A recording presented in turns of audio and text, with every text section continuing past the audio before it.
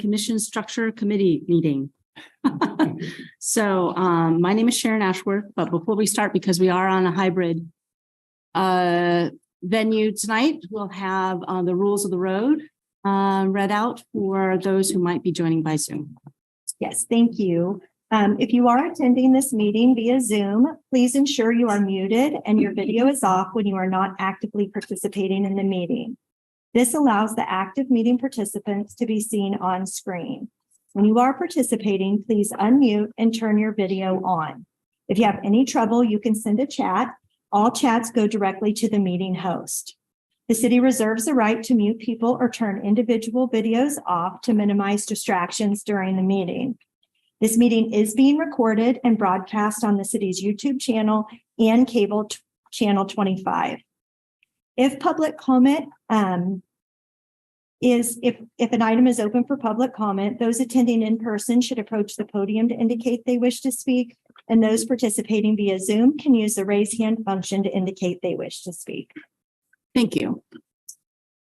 Okay, so this is as I mentioned, this is the first meeting of this committee. I'm sure we're all excited to be here.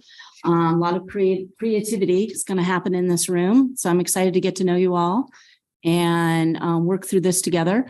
First thing we should do is probably a round of introductions. So we know just name and maybe what your history is with working with various boards and commissions and committees for the city. So I'll start. My name is Sharon Ashworth. I'm on the Planning Commission. I've been there now going on 4 years. I am the current chair. I'll be turning that position over in June. Prior to the Planning Commission, I was on the Sustainability Advisory Board briefly before moving to the Planning Commission. So that is sort of my history of official boards and commissions. So move down the table. Hi, everyone, I'm Stanley Rasmussen, and I am currently the chair of the Sustainability Advisory Board. Which board? Pardon me? Which board? Sustainability Advisory Board, SAB. And I have previously served on the Board of Zoning Appeals and Design Code Board of Appeals, the Planning Commission, the Historic Resources Commission, the Metropolitan Planning Organization, the Horizon 2020 committees, the committee that was working on updating the city's revision to Horizon 2020. So a number of things over my time with the city, but those are the major ones. My name is Sherry Ellen Becker, and after that, I am just a member of the general public. No official experience at all. Thank you. Great. Hey, everybody. My name is Daniel B. Smith. I am the chair of the Lawrence Cultural Arts Commission. I also serve with Chris on the Special Alcohol Funding Advisory Board. I also interact with the Health Board in my day job. I'm the communications officer for the health department. So I see John at those.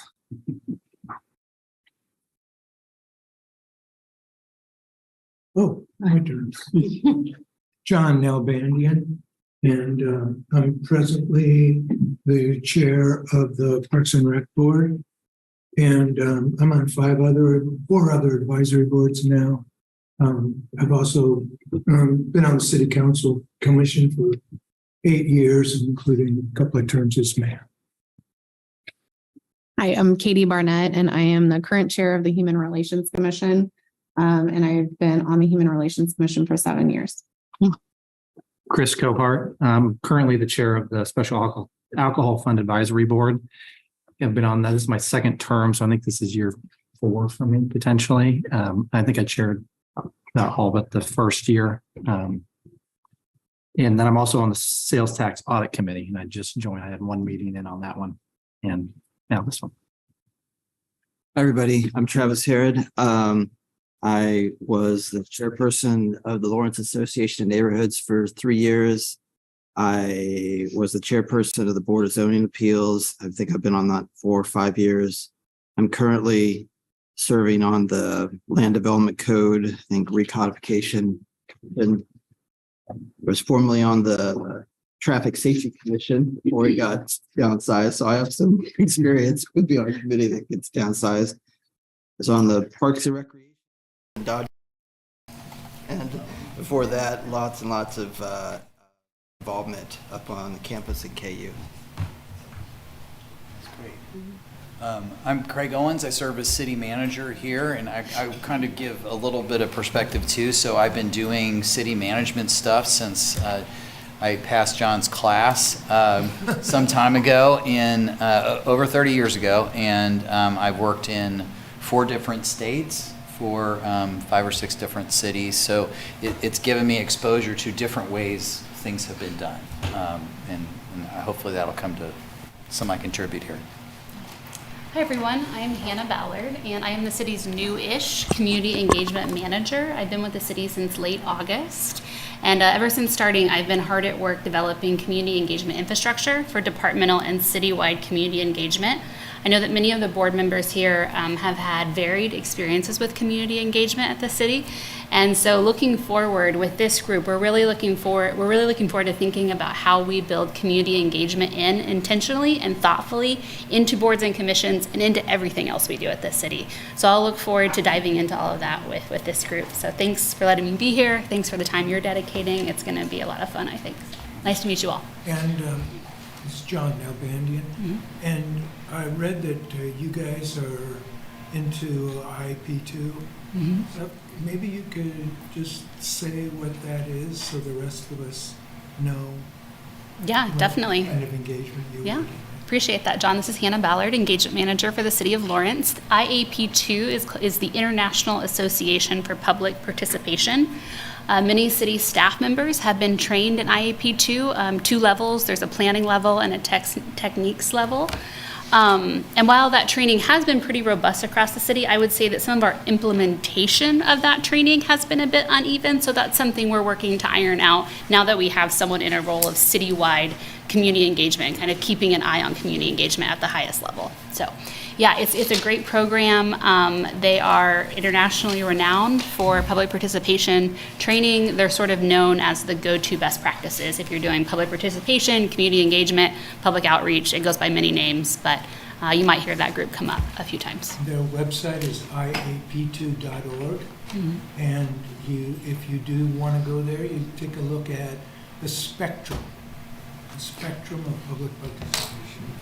So I find it particularly useful because not only do they talk about what the city will provide in various kinds of Free to take one of those. engagement, but also what they expect from those participating. You really teed me up nicely there, John. I actually printed off the spectrum of public participation because it's such a helpful handout. So, yeah.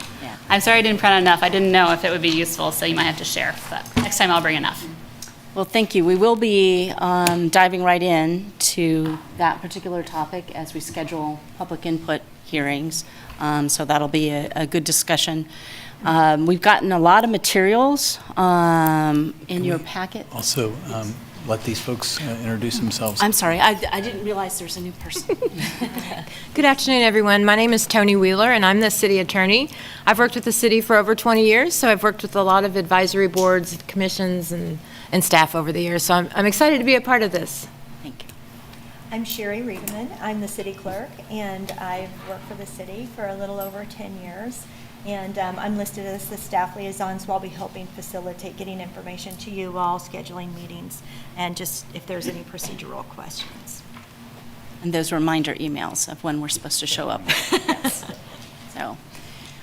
So we have a lot of materials that we've been sent and that we can look at and read, but probably as it is in the agenda, best to start out looking at the resolution, sort of the purpose for why we're all here, to give us sort of a footing to start on. But I'm hoping, given the experience and talent in this room, that we'll have a wide-ranging discussion, to start us off on and getting ourselves settled and a direction. We do have a short time frame in order to accomplish our task. So we do have on our community engagement activities schedule for January and February. We'll be discussing questionnaires and public input. But first, we should probably start. Craig, would you like to give us sort of with section 4, the purpose from our resolution to kind of get us all started?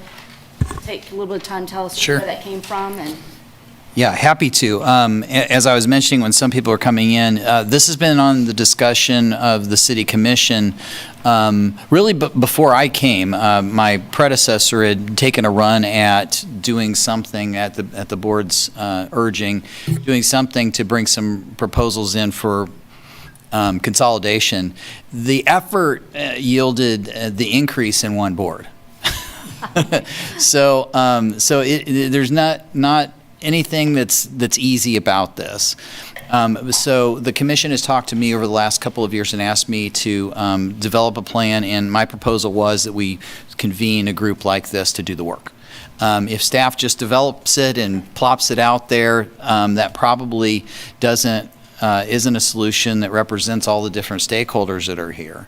And you do. And then, as you'll hear, we're hoping to pull in other perspectives too, because this is a primary point of public engagement. So, so the way we've laid it out in the resolution is to try and keep this on track and put some guideposts in there so that we know what we're trying to get done, because it's ambitious. It's ambitious. And the time boundary was really to make sure it doesn't go on forever.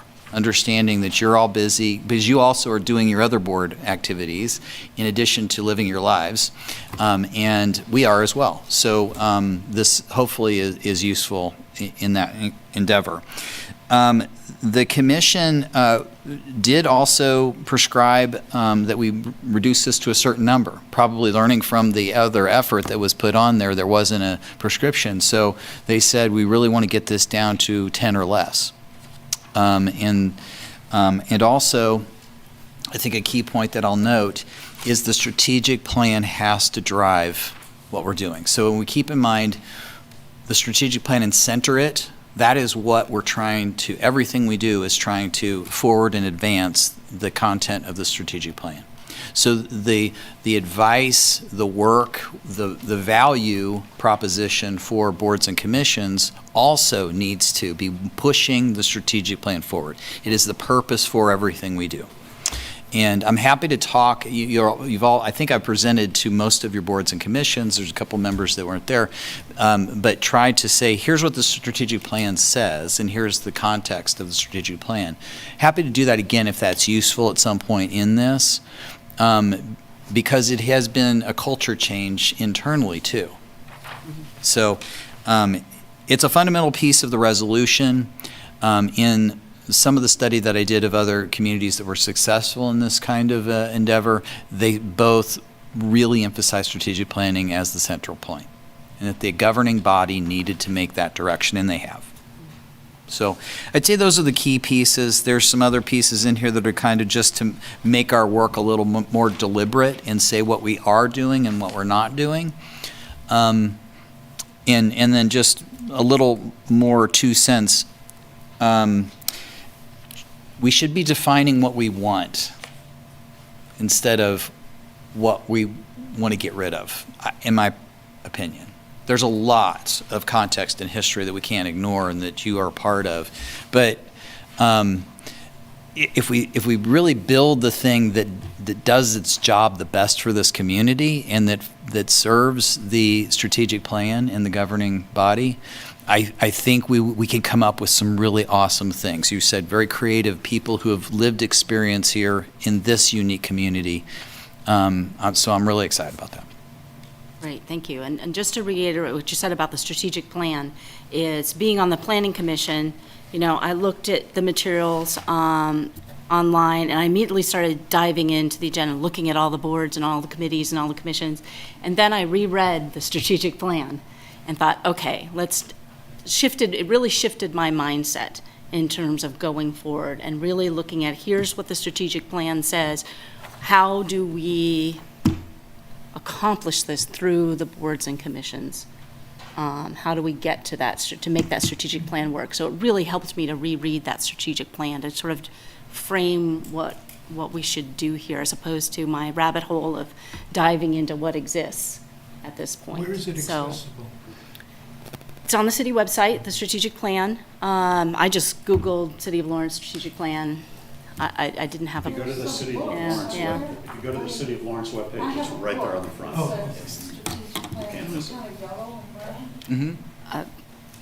I don't know what color it is. This is here's something, what it looks like. It's just a. That'd be great. I'll go grab some. Yeah. Grab some so that you have the Yeah, hard yeah. copy as well. But if you haven't had a chance to read that. It was very helpful in trying to frame. But now that you've sort of described the resolution, I mean, I just want to stop right away and say, okay, so initial questions about our purpose and what you see. Have the departments been restructured? They haven't been in the formal org chart sense, but we've assigned a champion of each of the commitments and a champion of each of the outcomes. So while they still have reporting structures, they also carry the mantle of, I'm the champion for each of those pieces, and they've formed teams around each of those. So we're working with dual structures now. A quick question. I usually watch all the meetings, and I just don't remember this part of it. On your November 1st letter to the commission, you found there was a study by KU that said that the average 20,000 population or more, the average number of board of commissions is 16. So how did the city commission settle on 10, no more than 10, if the average number is 16 for populations that we would fit within? Yeah, so that study was at least brought to my attention through happenstance about a week before I sent this. Yeah. And I caught it from a different source, and I thought it was interesting. There are, I guess what I want to say is, even after we get it down to 10 of the 22, there's 45 total. And in the memo, I'm trying to find it here, there's page 2 of 5 on one of your listed here. There's 22 that are kind of up to the city. Right. Okay? So there are several that we can't get rid of no matter what. They're statutory, they're required, and there's a whole number on here where the city commission appoints members to, but we don't control it. We contribute a member, we have representation. There isn't really much we can do about that. So those will probably exist as well. So what they're really saying is from 22 to 10, and I think this general survey that was done Was inclusive of includes all of them. So we will, even if we eliminate every one of the 22, we still are probably at or above average. Gotcha. Because we have so many connecting points with other organizations in the community.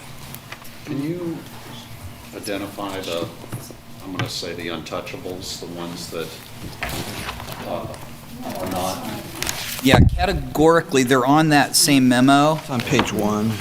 So page 5 of 20. Sprinkled in and around, because you identify on page 1 of 5, in the last paragraph, some of those that are required by state law. Mm-hmm.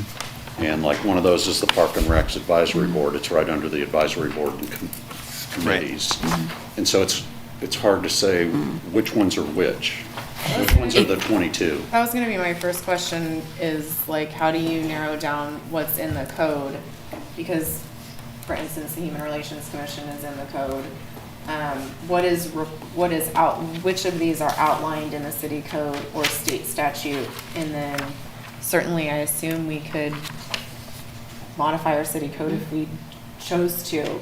But what do those look like now? I did notice similarly that, yes, there were some required, but also some sprinkled throughout. So I would love to have a list of like, what is statutorily required and outlined in our city code. Sure, we have Is that. possible? Yes, we have that.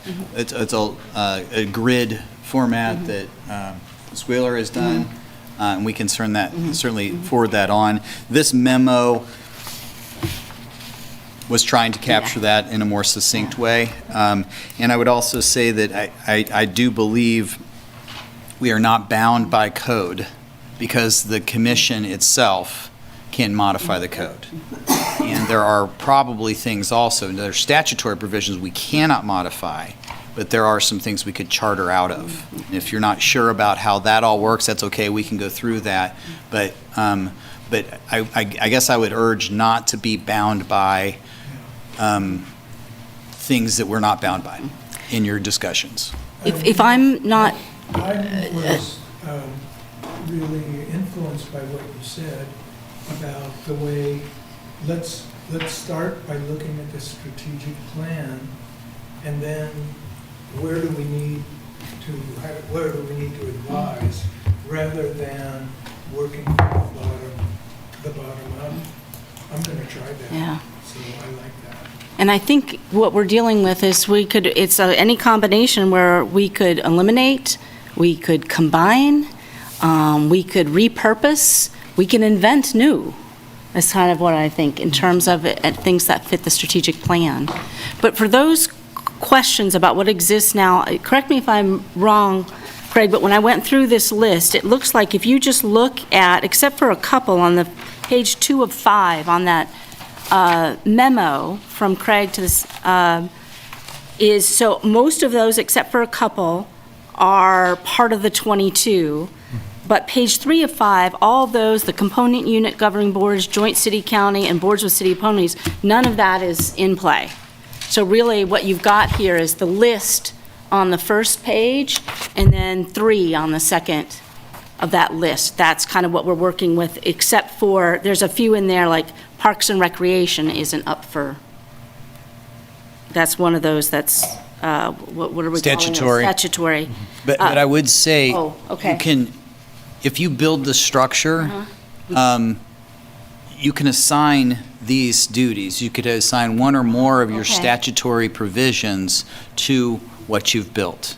Okay. Say your duties are to fulfill the statutory requirements for Planning Commission, but you might call it the Nice Place Committee, you know, so. All right. It can serve that purpose, and I do imagine that if we're going to hit our number, some of that's going to have to happen. Thank you for that clarification, because I was thinking that was okay. So Great. I went through that list. There's 23 on page 2 of 5, and the top 3 on page 3 of 5, not 22. And if I can count. And so it just really would help me clarify, is that what we're working from, those 23 minus Parks and Rec and Board of Zoning Appeals? So there's 21 committees that we're looking at, shrinking down to 10. I'm trying to fit. Or creating. Yeah, well, what Craig said. Or we could less, still- creating 10 or less. Right. We could not do away with that board, but part of what we're building, that would be included in an existing board. So we could combine 2 of those, whether it's Parks and Rec and Right, I Board of just want to Zoning make sure I know Appeals. which ones are in play and not. That's all I want to do. Based on page 1 of 5, the Parks and Rec Advisory Board is statutory, so that might be the 23rd out of the ones that you counted. No, because the Board of Zoning Appeals, Sign Code Board of Appeals is also one that's statutorily required under technical appeal boards. I just have a question. When we're talking about statutorily required, are we saying Kansas state statute says you must have this very specifically named board, or is the state statute saying this duty is allotted to your local government? Because I think that those are 2 different things. Like, we certainly can't change this precise language of the statute, but if it assigns a duty, then we could move around that duty and make it say whatever. I just That's a maybe good would like question. to know that. Yeah. I think it's all of them. I think you have really broad discretion as long as you're serving that role. As long as you can say, this is the statute that says what you have to do, city, and we would point to, this is the body that does that. I don't know that it's prescriptive of a label or a type.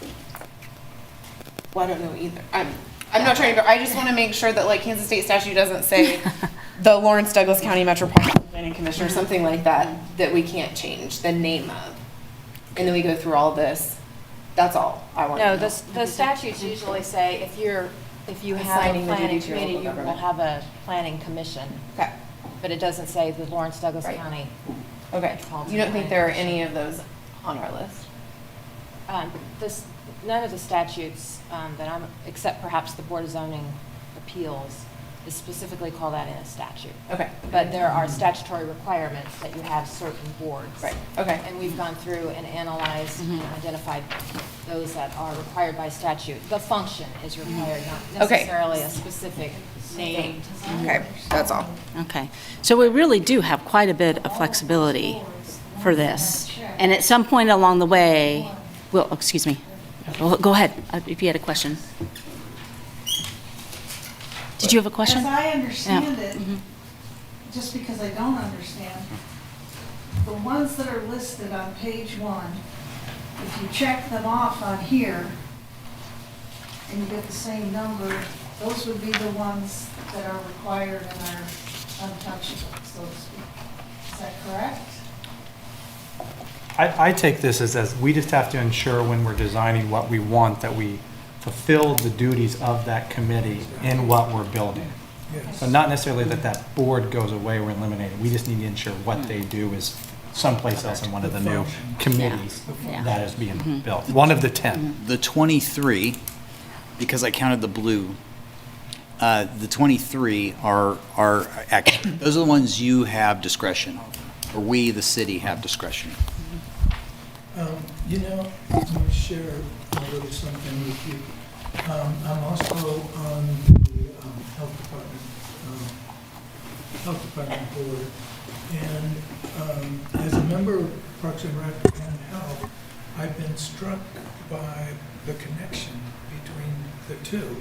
I mean, it's almost like Parks and Rec is an instrument of public health, you know? So I've been looking at, just thinking about, how do we collaborate more? How do we connect more? And so, you know, I'm not gonna worry about what's the statute or not. I just wanna get more connections between Yeah. public health and green space, recreation, whatever. And as we go along, if we cross a line that we're not supposed to cross, we will be told so. And we'll be corrected if we have done something that we shouldn't on that. In a careful legal review yeah. at the end of ensuring that what we're recommending is compliant. Yeah. And if I might suggest, to sort of get us like kind of a round table, just talking and throwing stuff against the wall and see if noodles stick and whatnot. At least when I was looking at the strategic plan, one thing that might help guide us, and if you find something else that's more helpful to you, please throw that out, is on page 10 and 11 are these commitments in terms of, you know, it just struck me as, I mean, these are the themes that go throughout the strategic plan on these pages 10 and 11. And so it might, just a suggestion to sort of break the ice and get the discussion going, thinking about what sorts of information, advice, technical expertise, the sort of things. First, we can think about what does the city need from its citizens in order to help fulfill the strategic plan, and also what do the citizens expect in terms of transparency and equity and inclusion in terms of how the city runs. And I'm just wondering if we start with these commitments, that might give us some kind of structure to start in thinking about what kinds of groups would fulfill the strategic plans. And I was, another piece of information might be, I was struck, I looked at the Corvallis, the City of Corvallis webinar, and they had an interesting take on, they sort of did their big first division on boards and commissions that advised on policy, and then they had a whole nother group of committees, commissions that advised on procedural things. And I thought that was an interesting way to think about it. So procedurals, the example I was giving to Kurt earlier is procedurals, where is the next park gonna go? You know, that would be like a procedure thing. Whereas the open space planning, that's more of a policy issue. And another thing that I thought might help structure is time limits. Do we have boards and commissions that, we have some that sunset now? that are just task forces, that are one-time issue things. And then there are those that just continue on and continue to advise. Those are just some thoughts I have in terms of getting some ideas and some structure. So everybody else sort of jump in and your initial thoughts. So my initial thought is, and I'm no stranger to the strategic plan. I'm curious if we should be looking at the commitments and how they relate to the individual boards, or if we should be looking at the outcomes. Because to me, the commitments are about how the work is done, and honestly, I would hope that every single board is living up to these commitments, even when they're working to accomplish the different outcomes. I mean, I know for a fact, the Cultural Arts Commission, unmistakable identity is our, where we live. So I'm kind of wondering if maybe that would be, it'd be better to start with outcomes and sort of, divide up all whatever we can all rally around would be helpful, just to give us some start. Yeah. So the outcomes are on page 8. If it's useful on that point, we had many staff discussions, debates, and still do on this subject. We pick the outcomes because it's what we're doing, just like you said. Okay. And that we all need to be bound by these. We built in key performance indicators that are intersectional. So there's not a key performance indicator and therefore a set of strategies that doesn't have both a commitment and an outcome. So it's a structure that we've built in this that is inextricable. So in theory, you can start either way. We chose outcomes when we were organizing ourselves. So. This may be very simplistic, but would it be easy to put the outcomes up and then assign the boards and commissions that we think meet the outcomes, and then start to group their duties and kind of narrow it down from there and see what duties overlap, and then the second layer would be which is policy, which is procedural. Do those two need to be divided up, or could it be all in one? And then start to narrow them. Do you think that would also help us potentially create new entities that fit? Yeah. Oh, yeah, because they're not going to say the same. Okay. They're, it'll be like the cultural arts and the Human Relations Commission or something that are, we're doing policy and you're doing outreach and procedure and education or something like that. Well, then those can all be called something else. Once you put those duties together. I don't know if that would be an easy way to just really, like a starting point. I don't have a whiteboard. I don't know where to go from here. Sorry. I brought my meeting facilitation pouch, but we don't have a whiteboard. We are prepared. We talked about an exercise, a visioning thing, and so we are prepared to do it virtually. We've got captors, people that'll capture conversation. And we can use it for whatever you want to. That is the visioning discussion. Is there anything else, Craig, that you wanted to say about the 2 staff memos that are on our agenda? Was there anything, and then I want to see if anybody had any questions about those staff memos. No, I've already pretty much, I think you've got it. And what they said and what the commission has directed. Okay. So we got those. So, visioning. So this is like the biggest, hardest step is to get started. But you all have so many different boards and commissions and committees that you've been on. So this will be a great group to start. If we start, as you suggested, Katie, with at least try grouping, looking at our outcomes, and think about, one thing that might be for visioning, if we just take the first one, unmistakable identity, what does that speak to you? And not only what does the list include that might be under that category, but what things might be missing from that list? From that. So we could just start by doing that. Tonight, or are we going home and doing it? Well, we got to start the visioning today. But we do have to, by the end of this, we do have to look at the draft community engagement plan and talk about the questionnaires. So we have to save time for that as well, because those need to go out after this meeting. as I understand it. That's Yes. up for discussion. Okay, But yes, okay. early in the And committee's future work. meetings and how often we're going to meet, because that'll be a. Yes, we have to you're all figure that very out. busy people we want to be. Yeah. Mhm.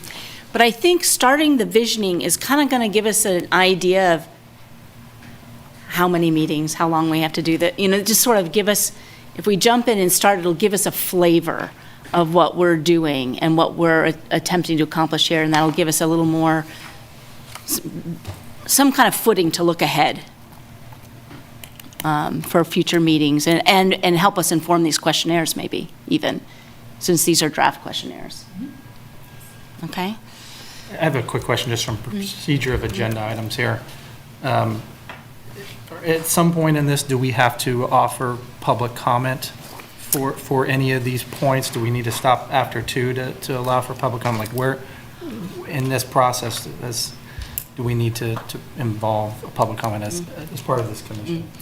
I might suggest that we may have a chance to sort of gel and figure some things out and ask for public comment towards the end, certainly after visioning, just so we can not get sidetracked too much and just sort of start talking before we have public comment. Is that okay with everybody?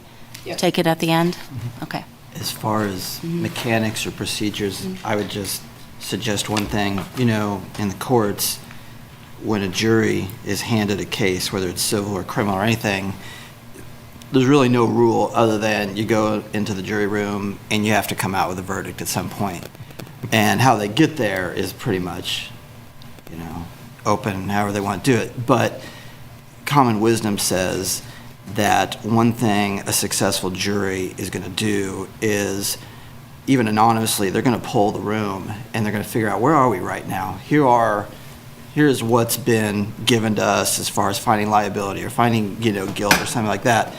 And you go through the particular counts or charges and you just vote. And I think at some point it would be helpful if, and this is, like I said, we can do it any way you want, but it'd be helpful if we went through this list, and we can even do it anonymously and turn it in, so it's just sort of like an advisory to the chair, where's the room? What do we see here that we think could be, as you said, deleted, combined, repurposed, or created new? Because then you have a hard data point where the people here have now, suggested these particular committees, boards, commissions are ripe for something. And it just tells you, okay, so we can put them all together and you see where there's consensus. Okay, there's a consensus here that this particular board and this particular commission and this particular committee, something can be done with it. We just know that from the very start. I think that might come out in this, looking at the list and putting it maybe in these categories. And what I fear is I don't want to get stuck in what exists.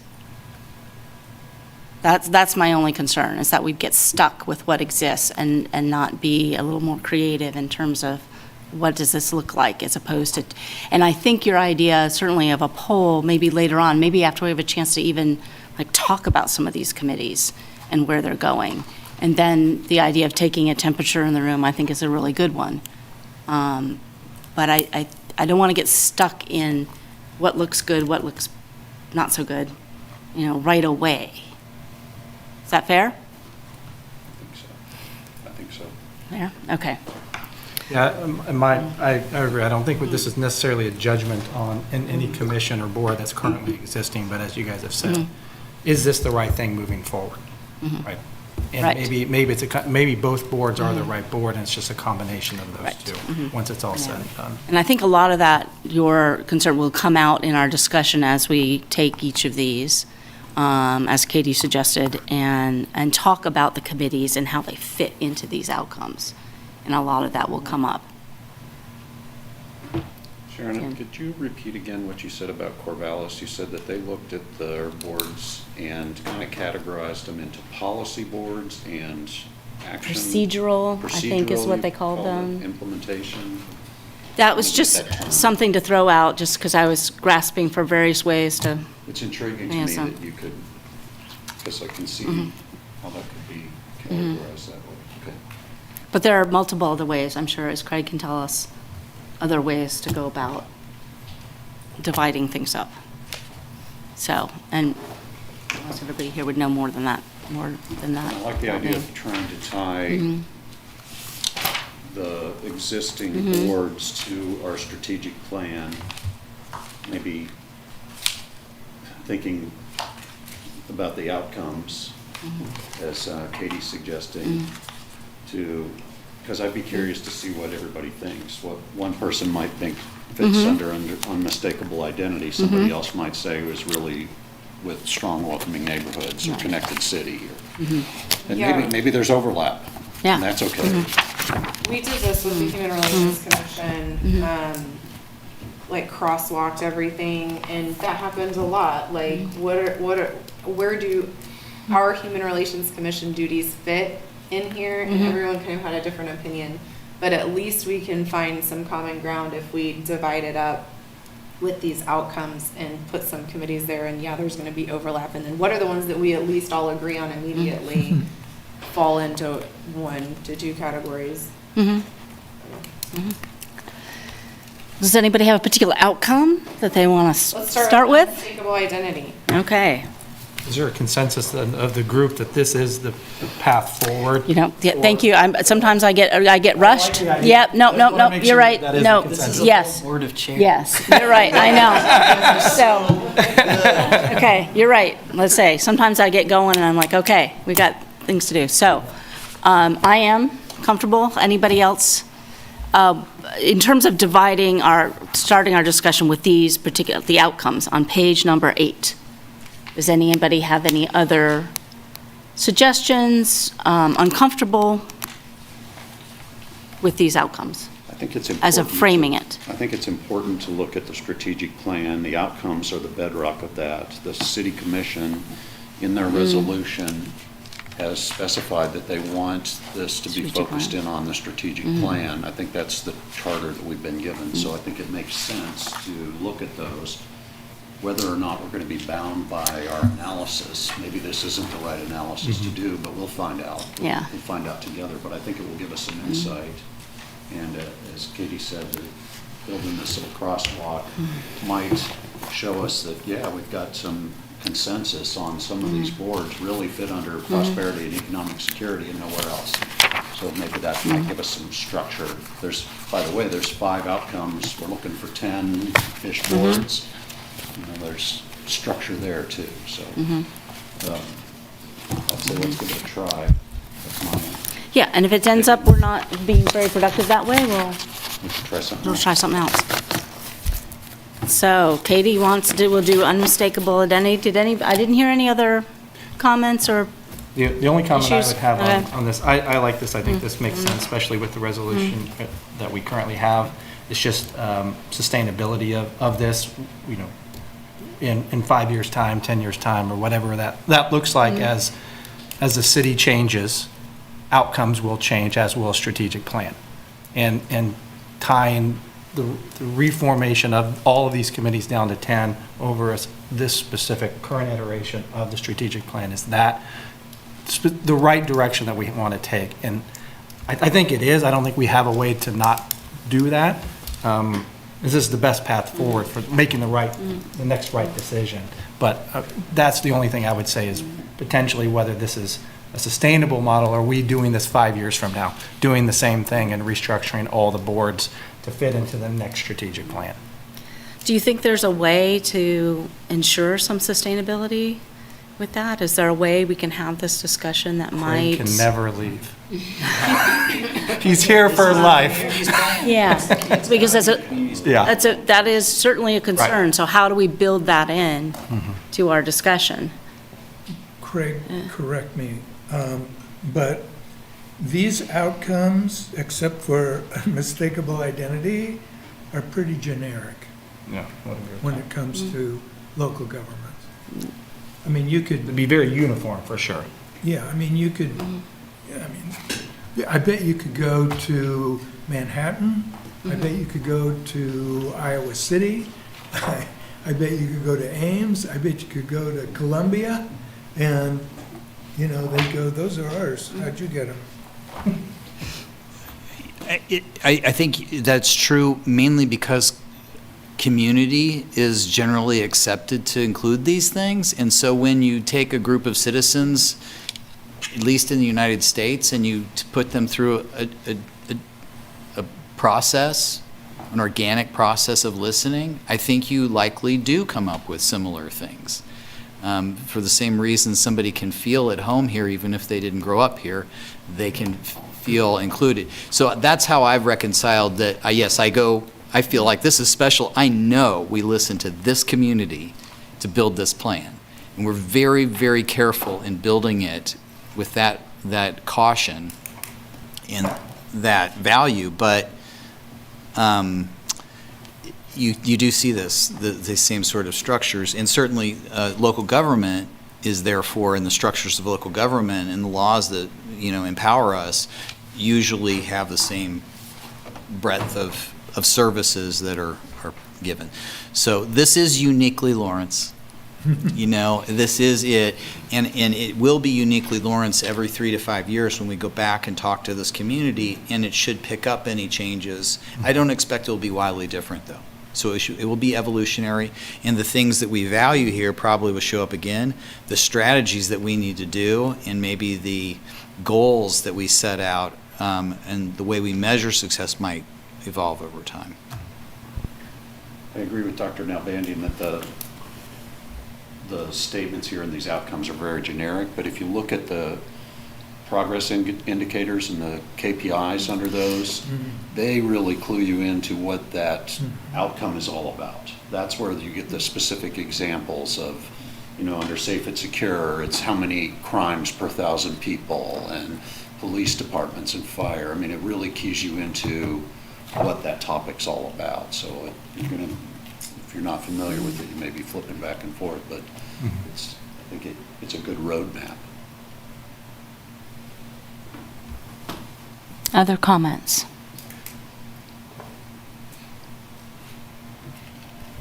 Do we want to go through the outcomes, or do we want to go through the boards and place them in an outcome, as opposed to looking at an outcome and trying to figure out which board fits in there? What's your thought? No, I've been doing the boards to outcomes. Boards to outcomes. Yeah, because boards will fall under, either way. I think that'd be an easier way. So if we are starting with unmistakable, the first one there, unmistakable identity. No, we were talking doing boards to Yeah, outcomes. but where do they go? Oh, you mean I see what you're saying. I was just going to say, which ones fit under that?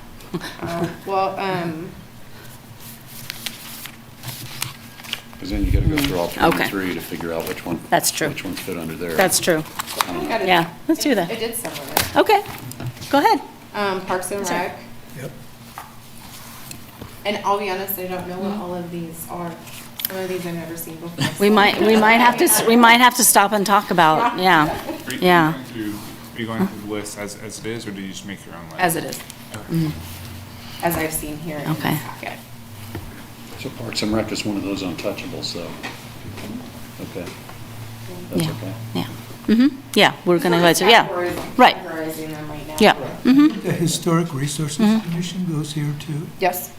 What do you guys think about transient guest tax? I don't really know what they do. I didn't get what it is, but what do they do? Transient. Prosperity. and Yeah, economic prosperity and security. economic. Okay, thank you. So the Parks and Rec, and what was the one, John, you said? Historic Society, Historic. Douglas County Historic So, Society. I'm sorry, lest we, I don't want to go too fast, but Yeah. on that one, I think you all put it on prosperity and economic security. Most of the expenditures in that category go to special events. For the TGT. Yeah, also, Stan, I feel like you recommended that we start with this list we have and kind of go down the list instead of going down the list of That's fine. outcomes. Yeah, that's fine. So that we're not bouncing around Okay. as much. But yeah, the TGT funds go to. Yeah, it's not business, which is really what the prosperity is. So, Okay, so we'll So- start with the boards and committees. So Affordable Housing and Advisory Board. Strong and So- welcoming neighborhoods. yeah, the word affordable housing is just in this. And prosperity and economic Those, security. I agree, yes. What was that point, Sherry, that you made? She said also prosperity and economic security. Okay, thank you. And what was the first one? Strong welcoming neighborhoods. Strong welcoming neighborhoods. Trying to figure out note-taking system. I'm trying Anything to else? capture it up on the screen for everybody. Oh, okay, I don't know great. how visible that is, but. That would be very And helpful. on the bigger screens, Kurt has it as well. Oh, thank you, Kurt. That might not be Okay. better, but. Oh, wonderful. Thank you. Yes, Okay, I'll try to keep up. yeah. Anything else with Affordable Housing Advisory Board? Any other overlap? I feel like there probably is more overlap. Mm-hmm. But most of these are going to overlap with more than two. In my day job at the health department, I look at the strategic plan quite a bit, and for me, I feel like I generally try and take something and have like a primary outcome, and then maybe a secondary, and then kind of cut it off there, because otherwise you'll find that Every program Yeah. fits into one of them. Yeah, I do the same thing. And, Yeah. and a tiebreaker or something to clarify is look at the KPI, at the key performance indicator that may be under them. And because I challenge our team all the time, what moves the needle and which needle? So what's moving the needle on a key performance indicator? And that helps to kind of say, okay, I get if we're going to make progress in this one, this is the group that does that, or this is the action or activity or investment that we need to make. Okay. Yeah, I would almost move AHAB from prosperity and economic security to safe and secure based on your KPI.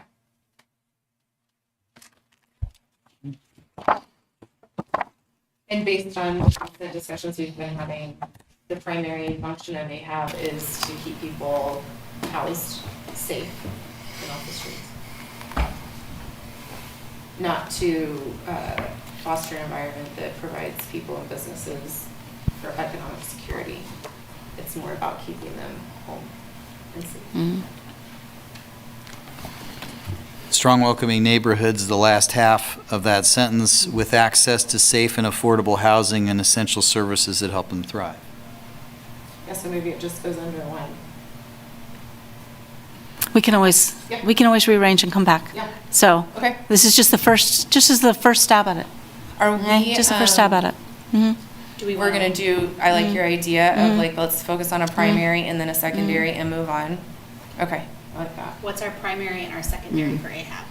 I would say the primary is strong and welcoming neighborhoods with a secondary perhaps safe and secure.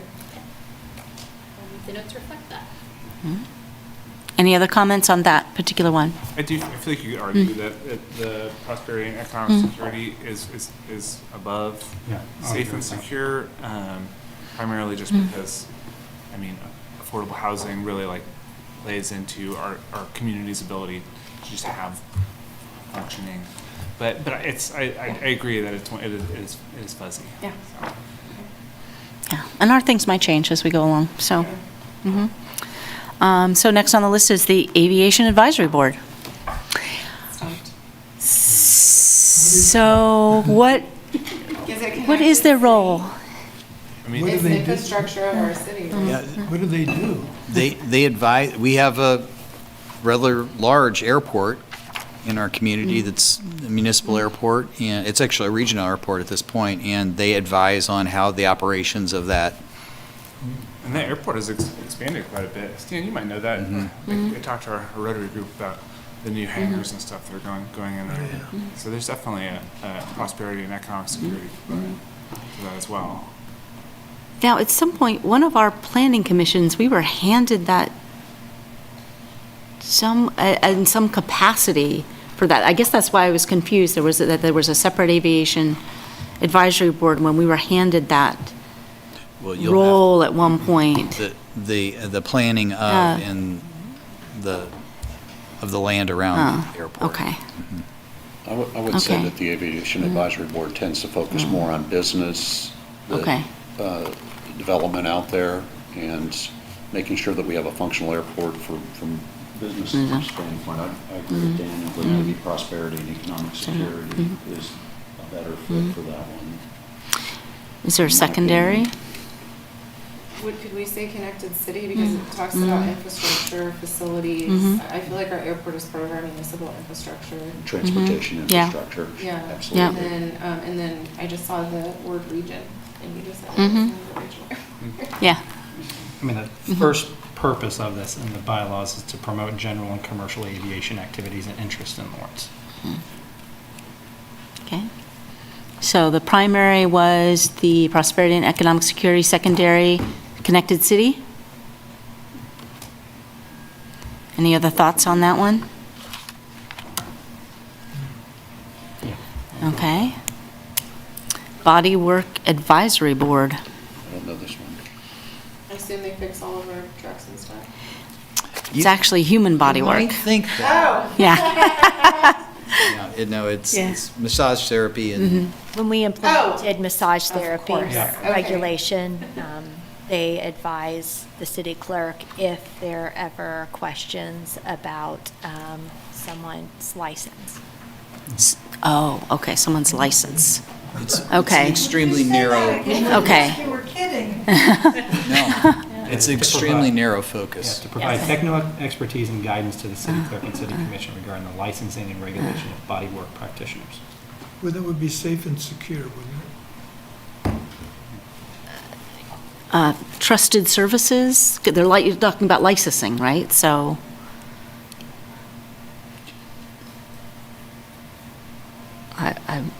I could go for that, safe and secure. It's not really a service of the city, is it? Or is it just the licensing of the service? Bodywork is not a. No. We do a lot of things, But not, we don't. I don't. I mean, maybe prosperity and economic security, because it talks about intentionally acknowledging and preventing barriers created by systemic and institutional injustice. But I would say that's almost the opposite of what the bodywork committee does.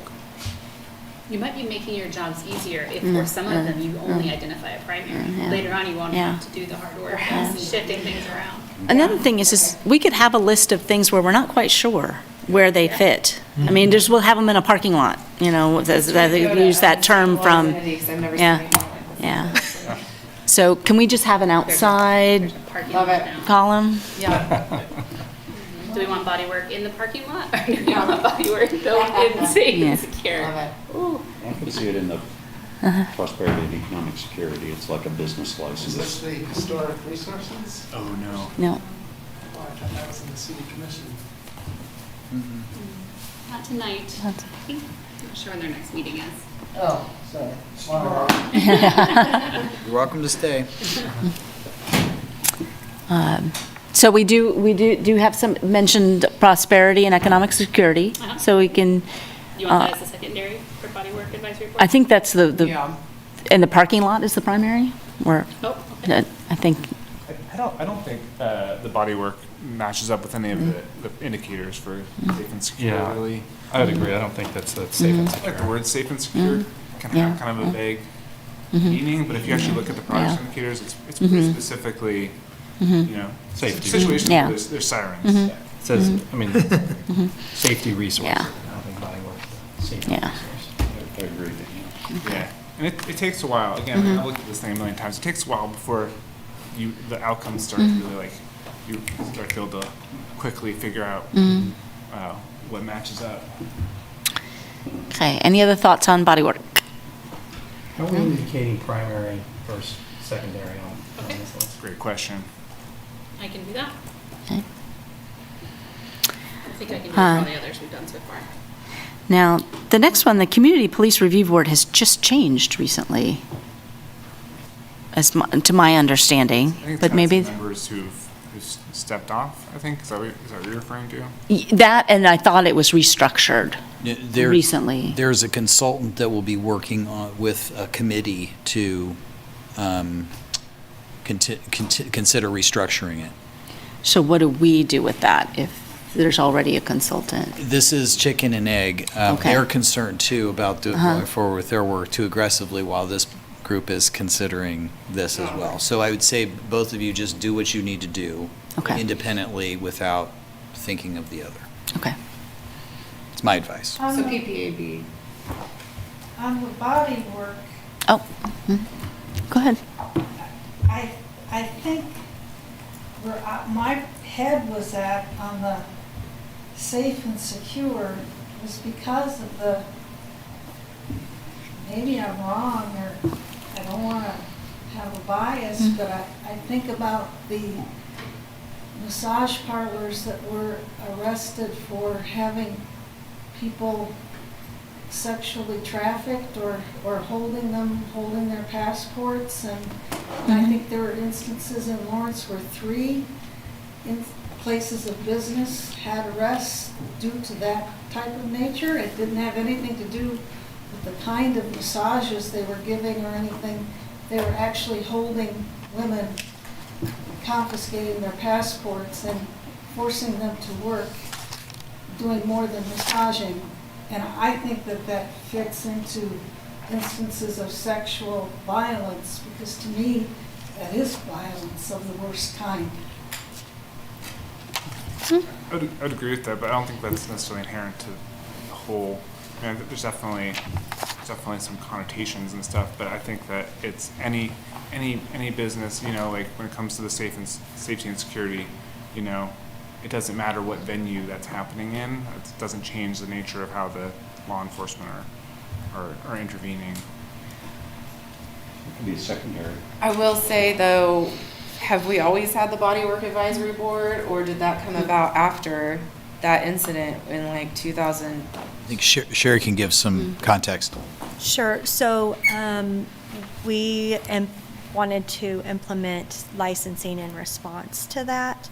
And then the bodywork community wanted something more extensive that regulated the industry instead of just sort of a basic licensure, so we could check in on those businesses to make sure those types of activities weren't happening.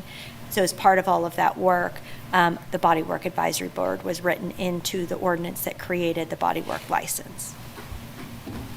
Okay. Secondary, I like that. Okay. Sounds like safe and News secure. and- Would be Yeah. secondary for that. Yeah. It's good to have that background. So, yeah. Thank you. CPA. Community Police Review Board. Safe and secure. Safe and secure. Is there a secondary? It doesn't have to be. No, we don't have to have it, but. Any other thoughts? Anybody want to add a secondary? No? Okay, Parks and Rec Advisory Board. I think Yes, we again? already Oh, do we? Oh, He sort of popped up at the yeah, beginning. at the beginning when we were discussing. Stakeholder. Do we have a primary and a secondary on there for Parks and Rec? I think unmistakable identity should be the primary. It's Connected City. It's a municipal asset, I would think. I mean, not like in a tangible asset form, but like it's part of our infrastructure, as you guys have said, by state statute. I don't know. The description of connected city doesn't fit with that very well, though, I don't think. What about we've got it under unmistakable. Isn't Parks and Yeah. Rec, doesn't Parks and Rec have a lot of facilities? It says well-maintained, functional, efficient infrastructure, facilities, and other assets. Accessible, sustainable methods for safely moving people, which would be like transit stuff. Investment in these assets reflects the city's commitment to the well-being. Sounds like roads to me. Yeah, the progress Transit. indicators for Connected City are just kind of all roads, Transit. transportation, Okay. water. Infrastructure. Well, but it's also biking miles of trails. That's true. That is a small part of that. Yeah. I'm kind of wondering if strong welcoming neighborhoods might be a better secondary. I do think Connected City, again, you can kind of tie all of these outcomes, probably most of the boards, at least some way. But I kind of wonder if the strong welcoming neighborhoods is a better secondary. And I also, like that. That's the way our parks are structured, right? Anyway. it talks a lot about folks' access to green space and trails. It talks about public land use for environmentally sustainable uses like food production, native landscaping, monarch way stations, green infrastructure. So that might be a good one, the strong welcoming neighborhoods. That's the secondary.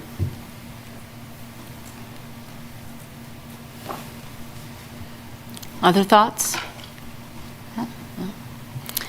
How about the Public Incentives Review Committee? Now, can you, I was going to say, can you tell us which incentives that's going to, are there multiple types of incentives that this committee works with, or? It's the economic development. Just a tax incentive. There's no several categories of that. It's Right just there. all, okay. Tax incentives, TIF districts, things like that. Right. Is my understanding of that board. So that primarily be Sounds like prosperity. prosperity and Mm-hmm. economic security.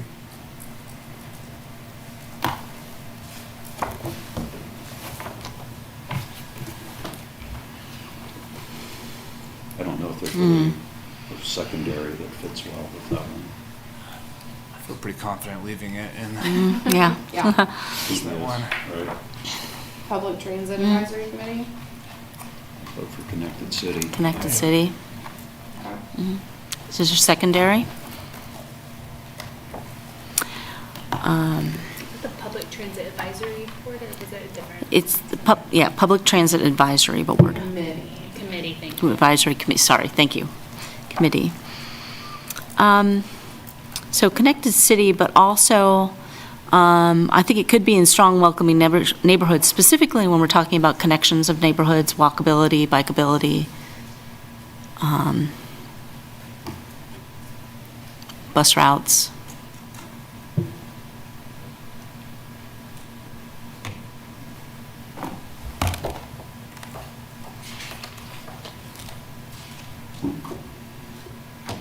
I think about transit just in general, I think of multimodal transit.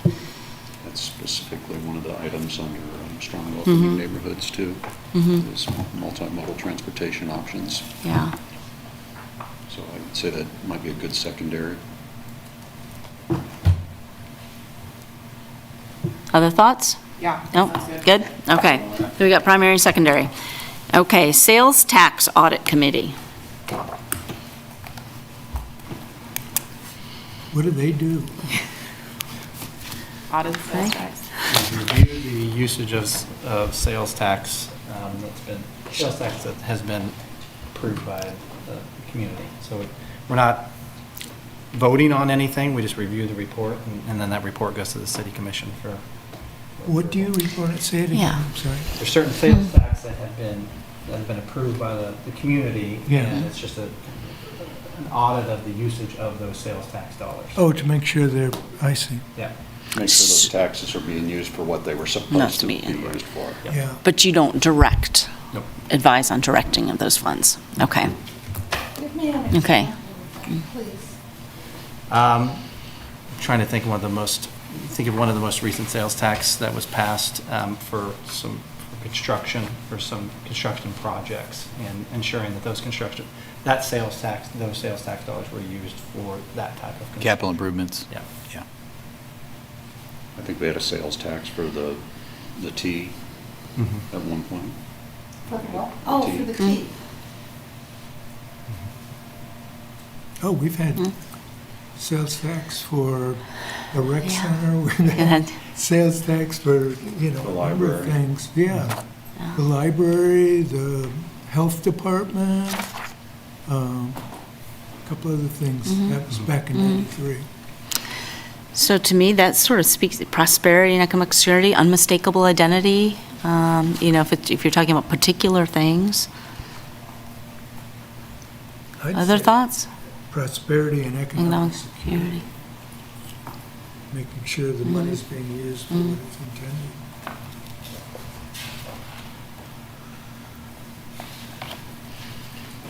Primary? Primary. Primary? for Prosperity, economic security, or secondary. Anybody have a secondary for?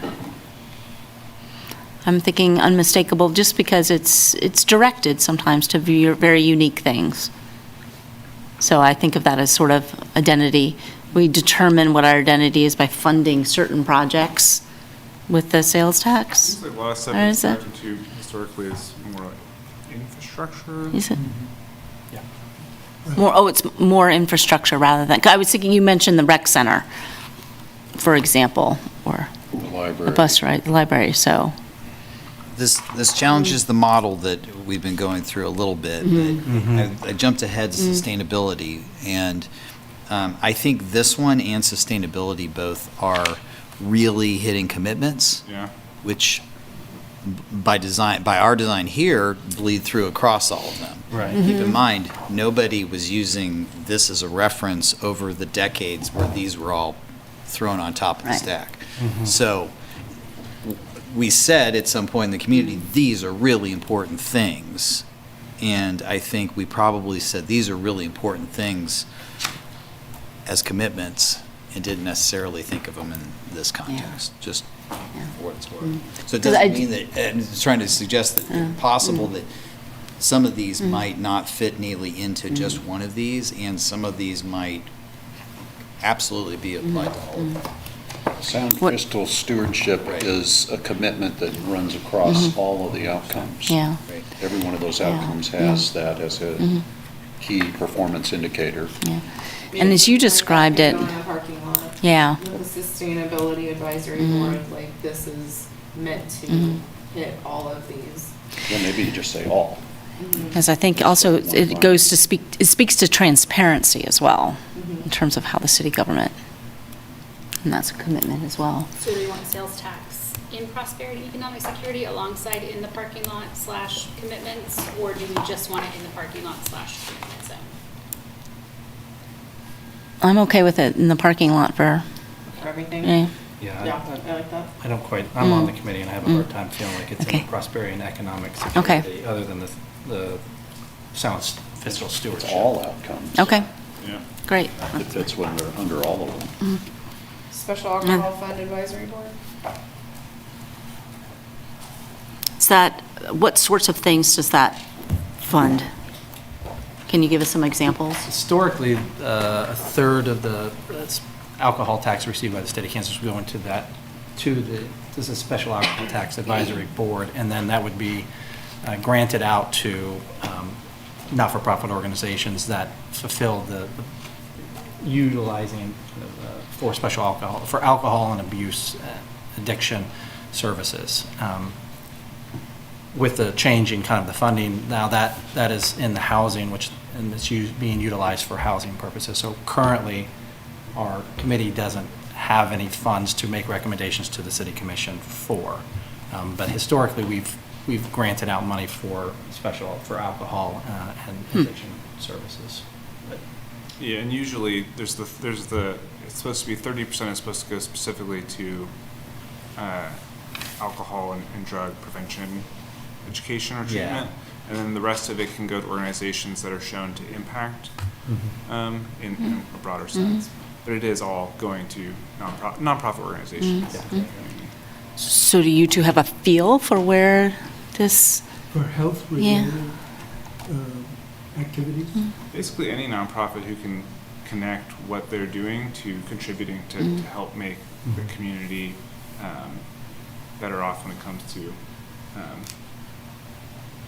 outcomes related to not necessarily people specifically who are experiencing or have experienced issues with alcohol and substance abuse, but also any sort of preventative programming. So we both, have a long-term relationship with V&Go, and V&Go they do some education around prevention, but they are also just setting young people up to overcome barriers to success.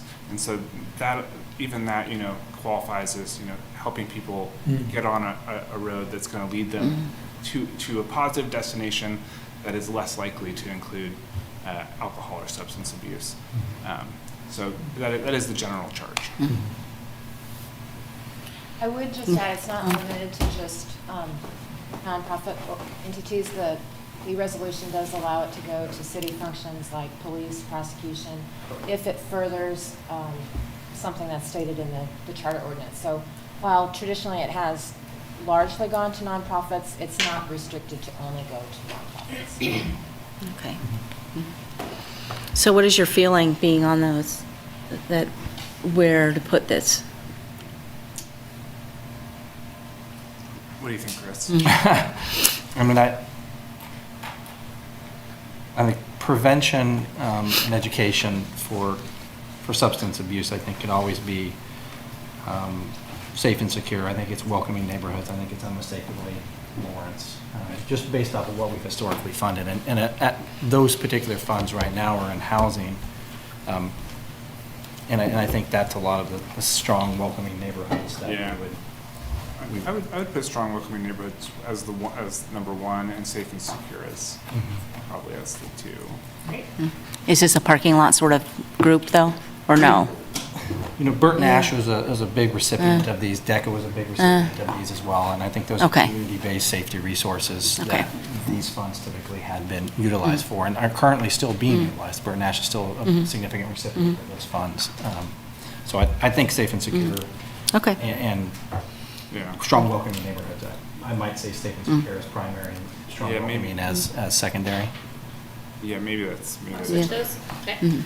And there are a number of, there are a number of boards here that have health-related functions. So it'd be nice to find a way to collect. Yeah, that might be an opportunity to combine. Maybe that's something we can talk about also once we get through this list, is where are some potential combinations or redundancies. So Sustainability Advisory Board, we've got in the parking lot. Is everybody comfortable with that? Yes. It's kind of all, Okay. touches all of those Yeah. outcomes. And now we have yet another Transient Guest Tax Program Advisory Board. Is anybody on that one? I'm I didn't not hear on it, those. but one of the members of the Cultural Arts Commission serves on that, Okay. making recommendations for the TGT funds, some of which then goes to the Cultural Arts Commission, as well as other events and things from our community. So, I think ultimately, because events are kind of where a lot of the funding goes, the unmistakable identity and the fact that some of the funding goes to the Cultural Arts Commission, I think unmistakable identity makes sense as the number one on that one. I'd agree with that.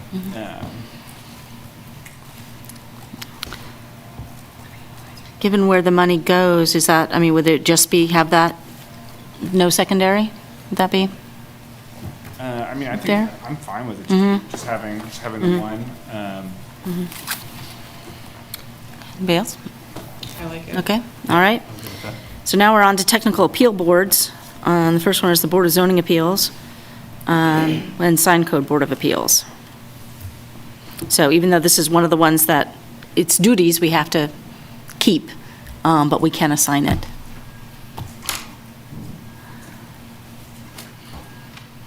Stan, you said you were on this one, right? Or had been historically? Yeah. Right.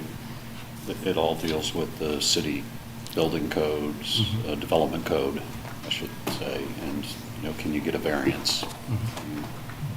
So where would it go?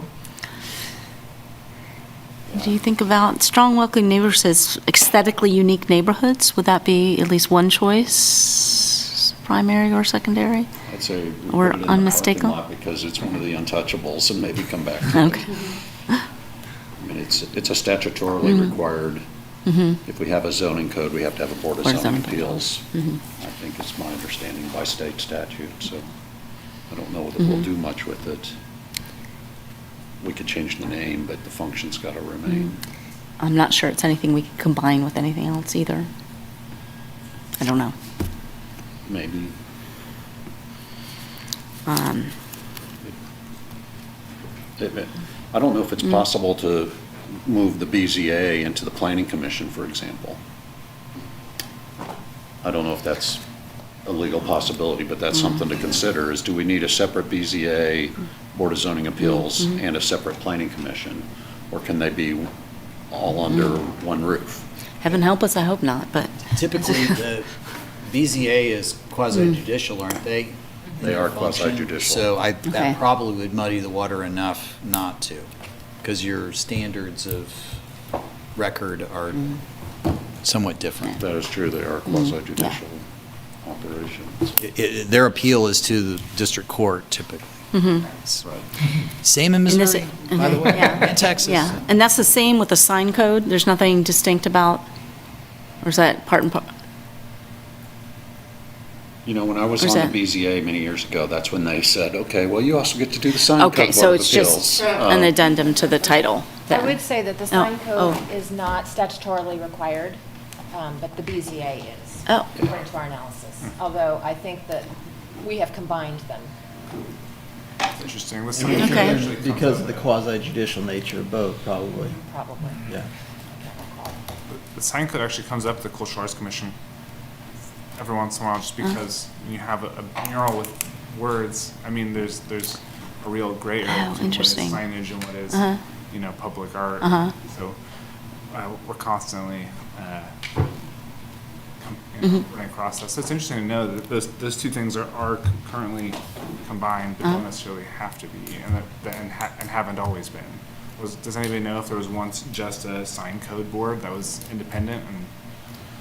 I think it was created, and rather than creating a separate board, they just assigned those duties to the BZA, is my understanding. And Does so, that sound right? I mean, it was quite a while, it was back in the early 90s. Pre-Gilbert, Yeah. playing lawyer here tonight. And doing the fine. Because I don't think we had a sign code until the early 90s. And then we created a separate sign code within our zoning ordinances, if I remember right. and so the quasi judicial nature of that That's the is? BZA. Well, the sign code particularly, So you're going to bring It's some sort of appeal of a That's what- staff oh, yeah. decision in front of the Sign Code Board of Appeals, and just like in the BZA, you're there for a final administrative action, because so either the BZA or the sign court, the sign Board of Appeals, either they're going to uphold the staff recommendation with that they're appealing, or they're going to overturn it. And what the applicant is looking for is if you don't overturn the staff recommendation, so that opens up the gateway to the district court for them. I see. Because they have that final administrative action, and then they can go to the district court and sue if they want to. okay, I mean, so that goes to the sign code. If we just look at the sign code Board of Appeals, I might put that under unmistakable identity, because my impression is the sign code's all about the aesthetics of the community. It was, we don't want pole signs anymore, so we're not gonna have big signs up on poles, and we don't want signs with flashing lights, like the Lead Center sign, if that was on, not on state property, that would not have met our sign code because of the electronic lighting nature of that sign. Okay, And our signage is required to be a certain size. They can be monument, ground-based signs, but they can't be pole signs. So to me, it's more of an aesthetic zoning code. And so I guess I would kind of link it more to our unmistakable identity, the aesthetic that we want for our community. They wanted to change the appearance driving on 23rd Street through all those fast food places. Okay. I remember, what's the breakfast place that has the Cracker Barrel wanted to build a restaurant out by the I-70 interchange, but only if they could have their giant pole sign. So they came before the Sign Code Board of Appeals to see if they could get a waiver for that and things like that. I okay, think it's a point well taken. I would just point out that the Sign Code Board of Appeals is probably not one that's going to end up being jettisoned, because it's already been wrapped into the BZA. So the city's already getting a freebie there. The BZA is already carrying that water. They are. So, let it ride. So you might just put it in the parking lot and just ignore it, I think because it is what it is. I think that's a good idea. Board of Okay. Zoning and Sign Code Appeals. yes. So we Yeah. passed up a Cracker Barrel? Yeah. We did, I Yeah. think, I don't think they got their exemption for their sign, and they blocked. Since, let's see, we've got, and if anybody needs a break, let me know. I was just going to, maybe finish up Technical Appeals Board, and if, does anybody need a break after that? Restroom stop, before we move on to the commissions? Yeah. The Building Code Board of Appeals. That is also, I'm not familiar with that. So is that that's separate from the BZA, because the BZA is zoning. Yeah. So is it also quasi judicial? So you typically have trades experts, architects that would hear the staff said, no, you can't have this building permit because it doesn't meet this technical code. And they'd say, well, that's not true. It does meet it. I'm using some product that meets that. And they would appeal it. And then that's, I believe, a final decision. That sounds like safe and secure. That's what I originally thought as well. Building codes. Mm-hmm. That's what they're for. Yeah. Sorry. A secondary? Anybody want to suggest a secondary? Okay, so that's Building Code Board of Appeals. Anybody need a break before we go to commissions? I hear you, okay. Commissions, Historic Resources Commission. Unmistakable. Illinois. Yeah. That's primary, okay. Is there secondary? Well, it also affects neighborhoods because it's, the HRC is not citywide. It's in the historic parts of Lawrence where it has authority to take action. It's not going to be taking action on a proposal out by Wakarusa. Does it, so what was our primary on that one? Unmistakable identity. Unmistakable identity, and secondary was strong neighborhoods. Well, the color would help Okay. them stand Yeah. out, but maybe it's making it harder to read. Does that sound good? Everybody okay with that? Human Relations Commission. Sorry, So- I was actually gonna. Okay, go ahead. The progress indicators, I would probably lean towards strong welcoming neighborhoods as the primary for The HRC. the HRC, and then unmistakable identity as the secondary. I feel like unmistakable identity, a lot of the progress indicators are really experiential, more about programs and events, and activities, and I think strong welcoming neighborhoods has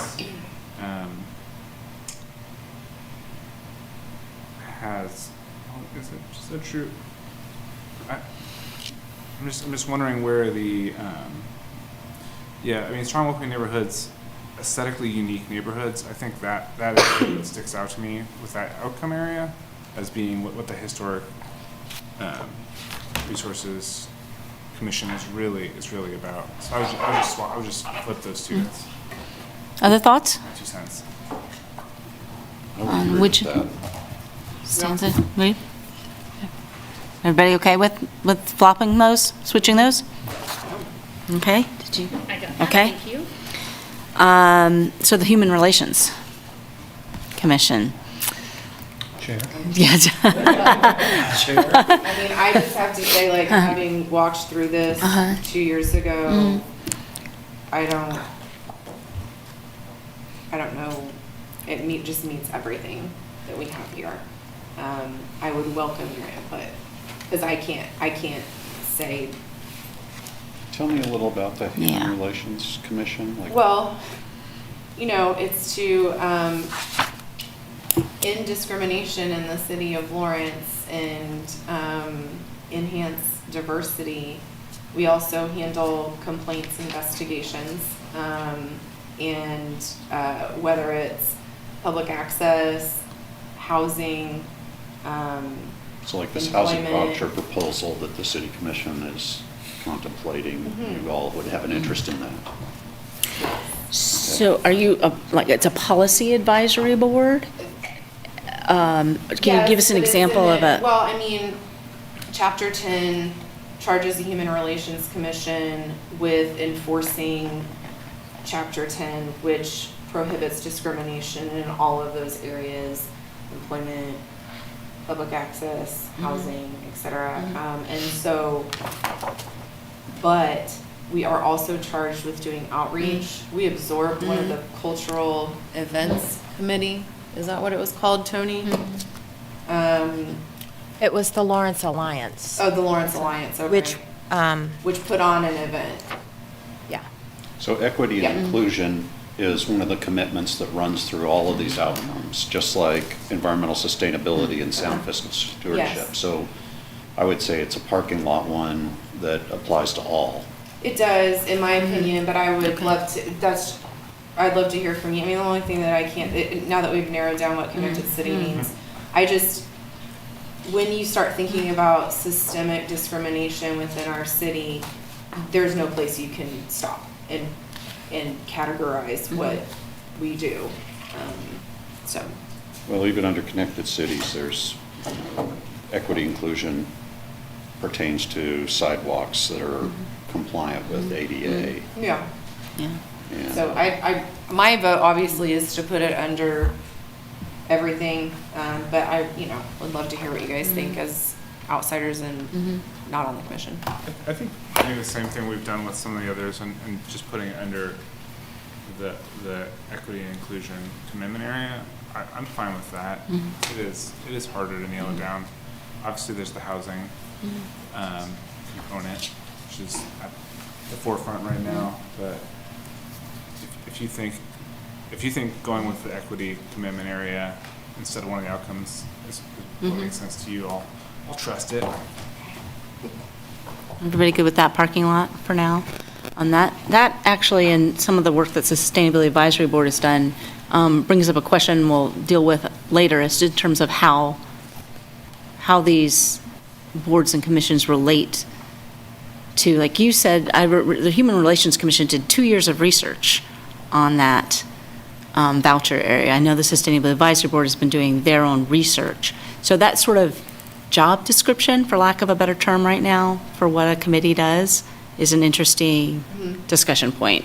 Well, because the Human Relations Commission also does, they research and advise on policy, but also we hear, according to Chapter 10, it hasn't been done in years, but, we're supposed to hear essentially an appeal from a finding of discrimination. If someone elects that option, we are to conduct a public hearing. All kinds of stuff. Yeah, and that is part of the resolution. Part of our charge is to sort of determine, once we get along here, the structure and the sort of job description of these various boards and commissions.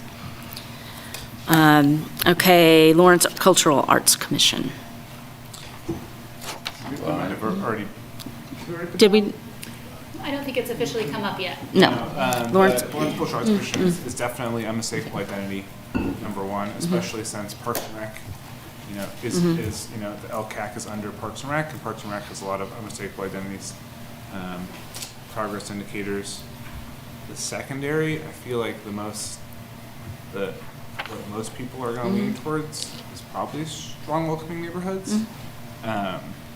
But I feel like, and this is something that at the Lawrence Cultural Arts Commission meetings we've talked about a lot, I feel like over the, we're more and more moving towards looking at prosperity and economic security as being the secondary for the Cultural Arts Commission, because while yes, trying to attract people, things like theater and art, people think of that as a quality of life and fun, making this place enjoyable. The reality is there's actually a lot of money that can be generated to the community.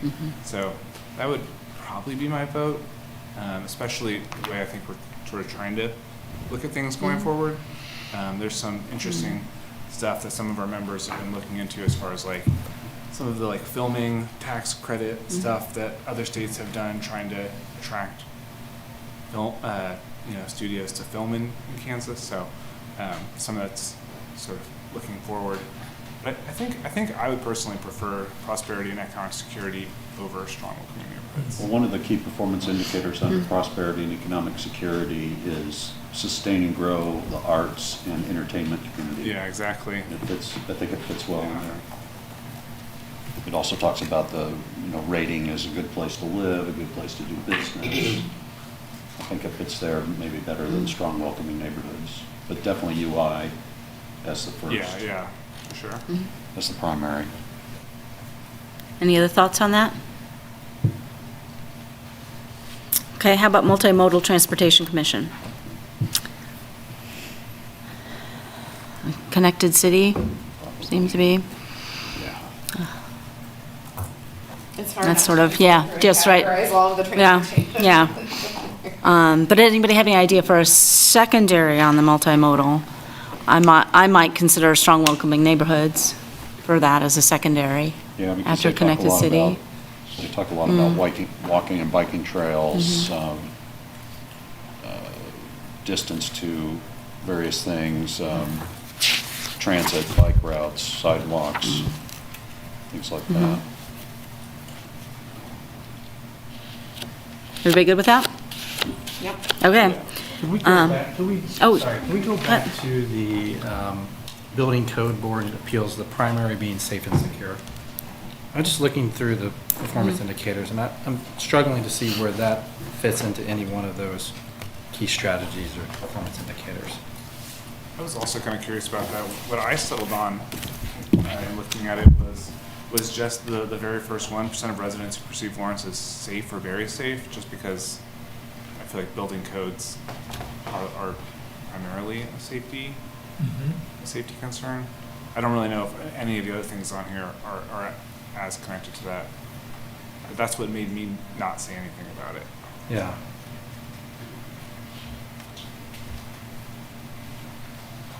Also, the fact that I didn't have a better suggestion. Yeah. Yeah, I don't have a better Yeah. spot for it per se, but it just didn't quite feel like it was, when I read through all of it, it wasn't the heart of what safe and secure. I agree with you. I think it's really hard to place. Right. Is it Under one mostly of those. safety? Is it mostly safety? Well, it's about property values. I mean, if you look at the history of when building codes first started to come in, yes, it was about safety. It was also, you know, to address squalor that was happening in the urbanizing city environments. And, you know, it was health, it was disease.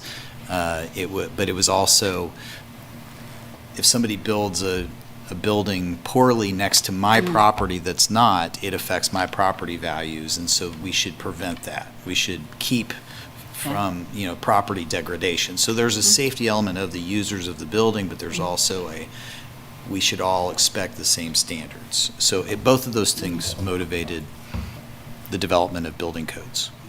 You just sat there and watched us do that and didn't say anything. Well, History and institutional knowledge. Welcome to my world. I completed my score sheet a long time ago, but Okay. Primarily a safety thing. In the first example, you were thinking of something like,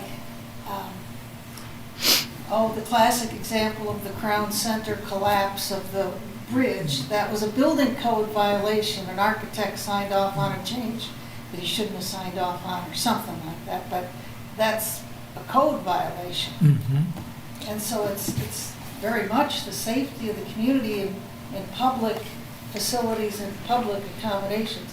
What if you had hotels starting to build without sprinkler systems? Right. I mean, hey, we didn't know, you know? That's public safety. Do we have it in a secondary right now? I can't remember. Do not believe so. Should be.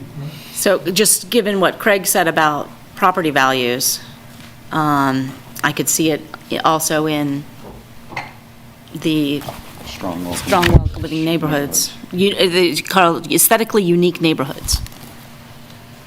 I don't know if that, I can see putting it in strong welcoming neighborhoods as primary and doing safety and security as the secondary. No, safety and security. is Safety and first. security first and foremost. First, you don't want to get on an elevator that hasn't been inspected. Yeah. You know, you want handrails where you need them. I agree, if you think of the term safety Yeah. and security. But when you look at the performance indicators under the Right. strategic plan, none of those performance indicators touch that. They talk about police and fire. Oh, yeah. Well. now, fire codes are a whole other thing. That's egress. A lot of the building codes, Yeah. the fire codes sections drive a lot of costs and drive a lot of structural elements as well as safety elements. But if you just did fire codes and built just the fire codes, we would not see the same built environment that we do now. So there's another reason that's driving some of the other, and it's quality of construction so that you have reliance on these structures holding up over time. And a reliance that your neighbor has abided by the same, has invested the same way, and I can count on my neighborhood staying intact over time, in addition to safety. I think one thing I'm just rattling in my brain is if you talk to a lot of business owners or potential business owners, one of the things that they talk about is they don't feel that Lawrence is the most business-friendly community. And some of the builders, as a result, is building code. And if I'm looking at this prosperity and economic security, establish Lawrence as the most business-friendly community in the region. And I would love for the building code to do both, to provide safe and secure, but also ensure that we have prosperity and economic security for these businesses to consider us the most friendly community in the region. And it says commercial building permit value in here. I like prosperity and economic security as a secondary indicator of that. Safe and secure still being the first Yes. primary? Because I think thinking about what we want in the end, we want these commissions to be pushing forward towards something specific within our strategic plan. And that would be something I would want the Board of Zoning Appeals to be considering as like part of their job, is to ensure the economic prosperity of our business leaders. But the BZA, we put in Oh yeah, parking lot. building code. The building code. Yeah, the building code Yeah. board of appeals. I mean, when I hear developers or that claim that developers aren't happy, I think it's more of the zoning and development code and not the building code. The building code is about the type of materials you have to use. But even then, they would tell you there's some impediments there as well, as far as what they're being required to use and do and stuff like that. For instance, Okay. there may be a dog bar going in somewhere, but within the building permit, you're required to have a space to store bicycles. And so, I don't know how many people are gonna ride their bicycle with their dog to this dog bar. And so it seems impractical for the person building it. But once you get, that's what the building code says. And so for this very small space, it has a very specific and limited use. There's this whole building code thing that you have to overcome. And so that isn't really safety related, it's more like property values and economic prosperity and, so that's what I would. But could that possibly be, and I don't know a lot, but it might be a dog bar in 2023. Chances are it's not going to be a dog bar in 2026. And so unless you want somebody to try to be grandfathered in or something, you make them do it to the code, because many businesses change hands within 3 to 5 years or go away or. Again, I think, Yeah. yes, exactly, but I think that's why it also belongs in prosperity and economic security. I think a dog bar is just a good example. There's a lot of businesses that would be an impediment to them dedicating a certain amount of space to a place to park their bike. Right. Indoors. Indoors. Indoors. I'm just interested in the whole concept of a dog bar. It's just a great example. So we're reflecting back on the building code, Board of Appeals, and maybe changing the primary and secondary? Is that what we're saying? I've heard that safe and secure seems to still be a primary, but secondary, there's a little bit of a debate. I think, Is that- in my mind, looking at these indicators, I don't, like, yes, I want building code, Board of Appeals to be focused primarily on safe and secure as part of their duty, but does it fit within our performance indicators? Yeah, but within maybe our the strategic performance plan? indicators need adjustment. That's fair. That may be, but I don't know that we're going to be the ones adjusting the strategic plan. Well, but this building code Board of Appeals is not one of the Untouchable. untouchables. So if maybe it could be structured, if we're thinking about going forward from what exists now and not being tied to what exactly these things are currently, it might be that we want to make it do that to fit in safe and secure.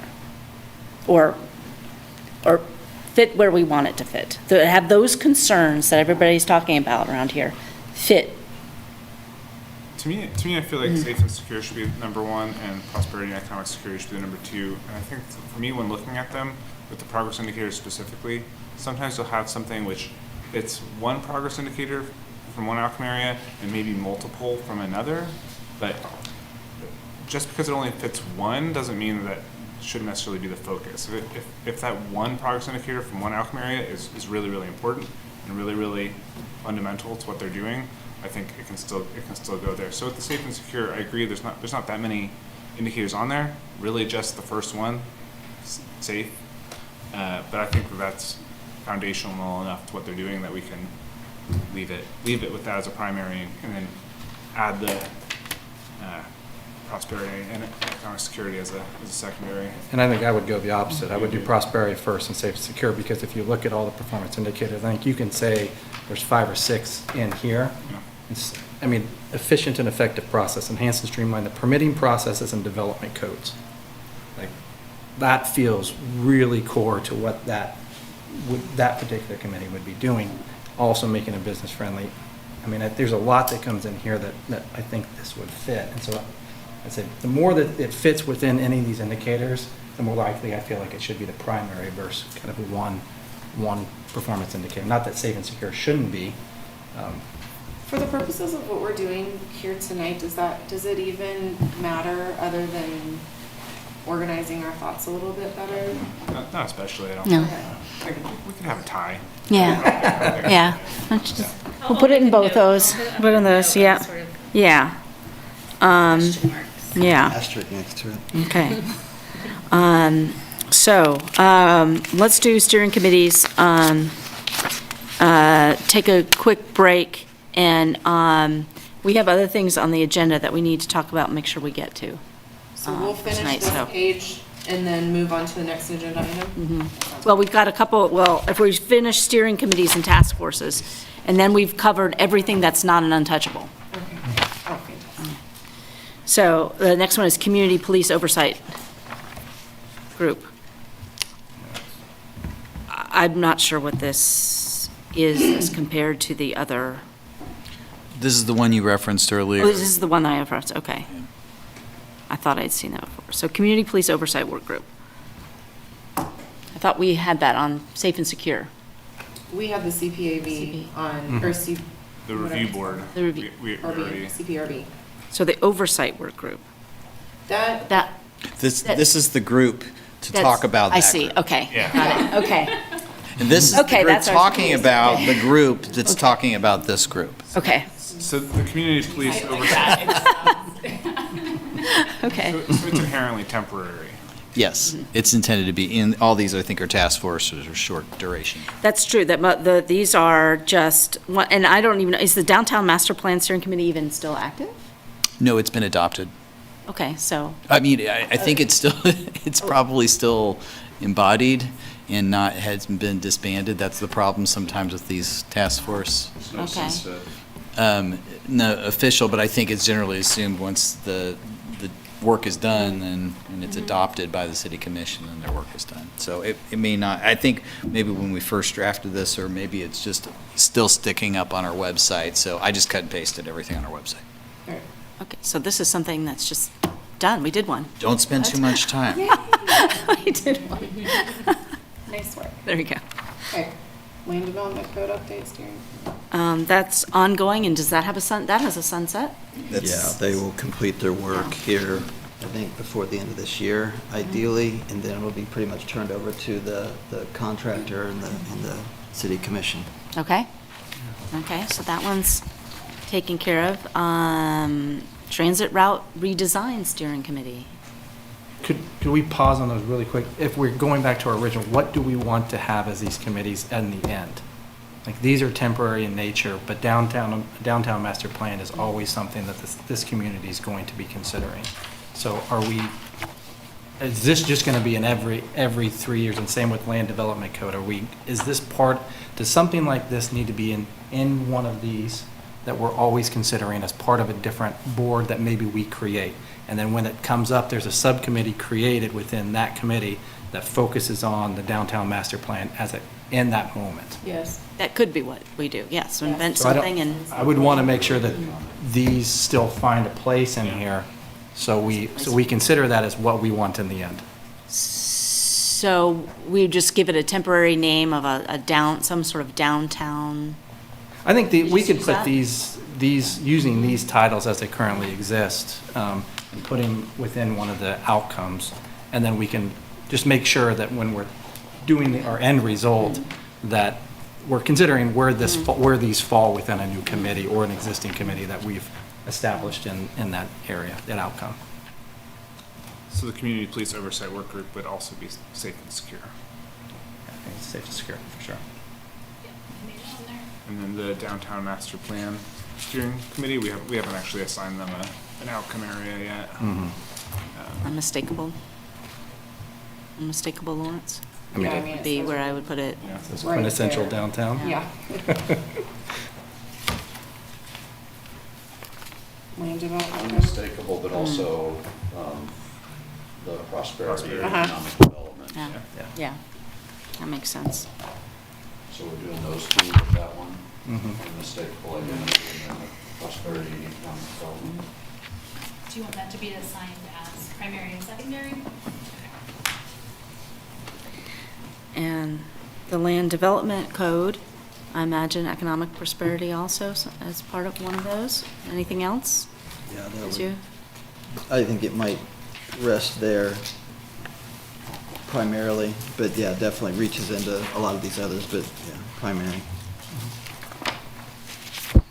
That's prosperity, not security. yes.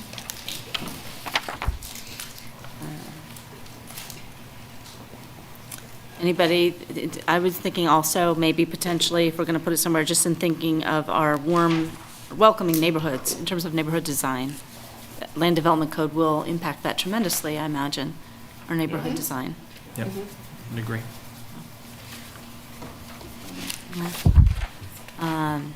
Transit route. Connected city, number one. That's- Yeah. Okay. Could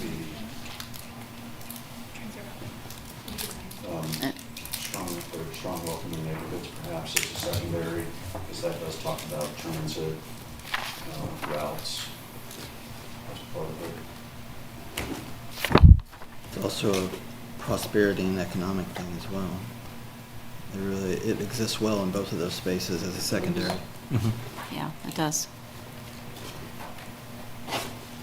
We've got one with two primaries, so give one with two secondaries. Yeah. Put an asterisk next to it. Yeah, and move on. yeah. But that might be significant when we come along, when we think about Yeah. some of these overarching roles. Yeah. Right. So, Yeah, when we see where it Yeah. lives, yeah. pedestrian, obviously, partly connected city, warm welcoming neighborhoods, one of those that's gonna, kind of like the transit route and the, I agree with that. and then, so pedestrian would be also connected city and warm welcoming neighborhoods. Strong welcoming. Thank you. Warm welcoming. And then there's the big transportation 2050 steering committee. So can you give us a little history on, we've divided up transportation into many different, Lots of slices. there's a multimodal commission, and then there's this transportation 2050, we got pedestrians, we got bicycles, so how did that happen? No, I really couldn't. I would say to some extent, my career has mostly been spent in metros, and so these systems all tie together, and we're all connected with lots of different cities, and so metropolitan planning and regional stuff happens, and that doesn't happen here. We have an MPO, and we do it ourselves, so I suspect that that's why you're seeing so many of these. We're pretty sophisticated in the way we try and approach transportation here, and there are a lot of stakeholder groups, so I would say, I mean, I can't explain why there's 45 different boards and commissions.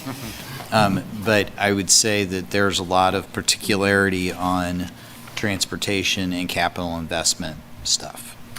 That'd be my best guess, but there's other people in the organization and the community that could probably do a better job.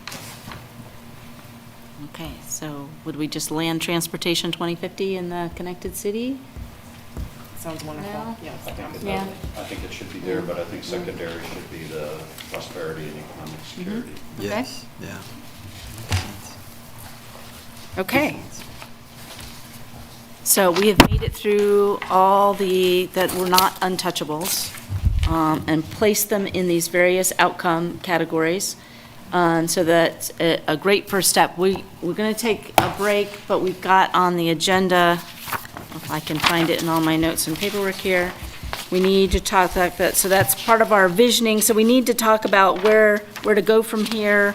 We need to talk about these questionnaires so that they can go out and talk about community engagement plan before we go this evening. So yes, in future meeting dates. So take a break, 5-minute break. Work for everybody? Sounds good.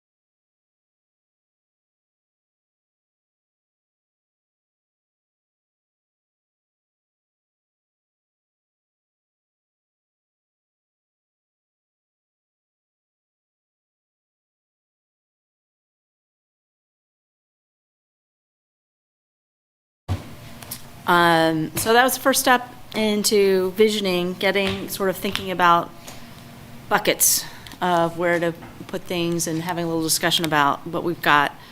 As part of, as Craig was just saying, reminding, as part of our discussion in the future is not only do we have to decide or give our recommendation for what these boards and commissions are going to be and what their purpose is, but also their structure, their decision-making rules and regs sort of thing for how they're going to go about doing their business.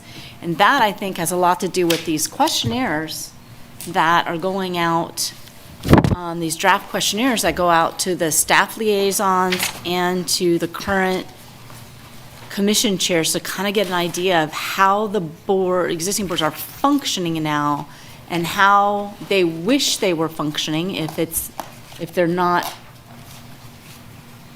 there's improvements, is everybody, if you read through them, is everybody clear on what their mission is? Is it effective? Is it efficient? Are they fulfilling their purpose? And I think, based on reading of these questionnaires, it's going to give us a sense to help us take our list with our outcomes and help us structure the boards going forward based on the comments in these questionnaires of how the people who are actually on these boards and commissions are functioning and what they suggest function. If anybody can state that better, I'd appreciate it. When I looked at the questions, one thing that struck me that I would like to know is what other board, commission would you like to have more of a connection to? It's like, as Parks and Rec, if I had to answer that question, I'd say, we need to have more contact with the health department. And I don't know whether that fits into what, our scope, but I think the advisory boards themselves might have some idea of, we do a lot of work that has to do with blank, but we never talk to them. Yes. The Human Relations Commission was considering having a representative or sending a commissioner to the Community Police Review Board meetings. I think that's an excellent question to add to the questionnaire. That would really facilitate our tasks here. It makes me think of when you're doing space planning, your adjacency chart. The architects like to say adjacency charts, like who needs to be around each other, because.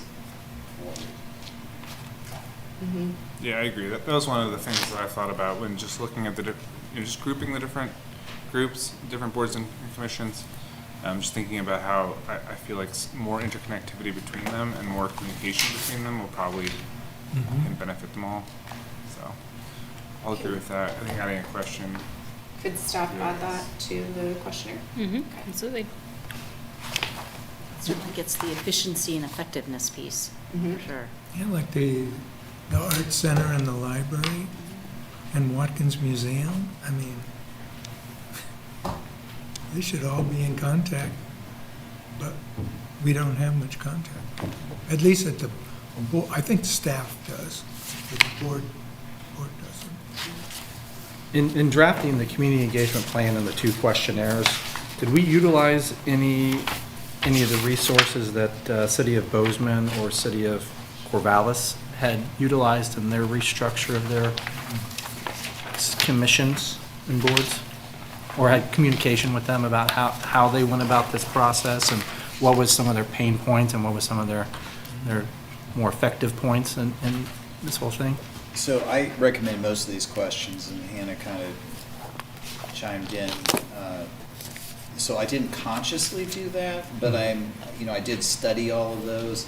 And both of these two are on the list, by the way, because they presented at the International City County Management Association meeting. And this last fall. I said, that's amazing.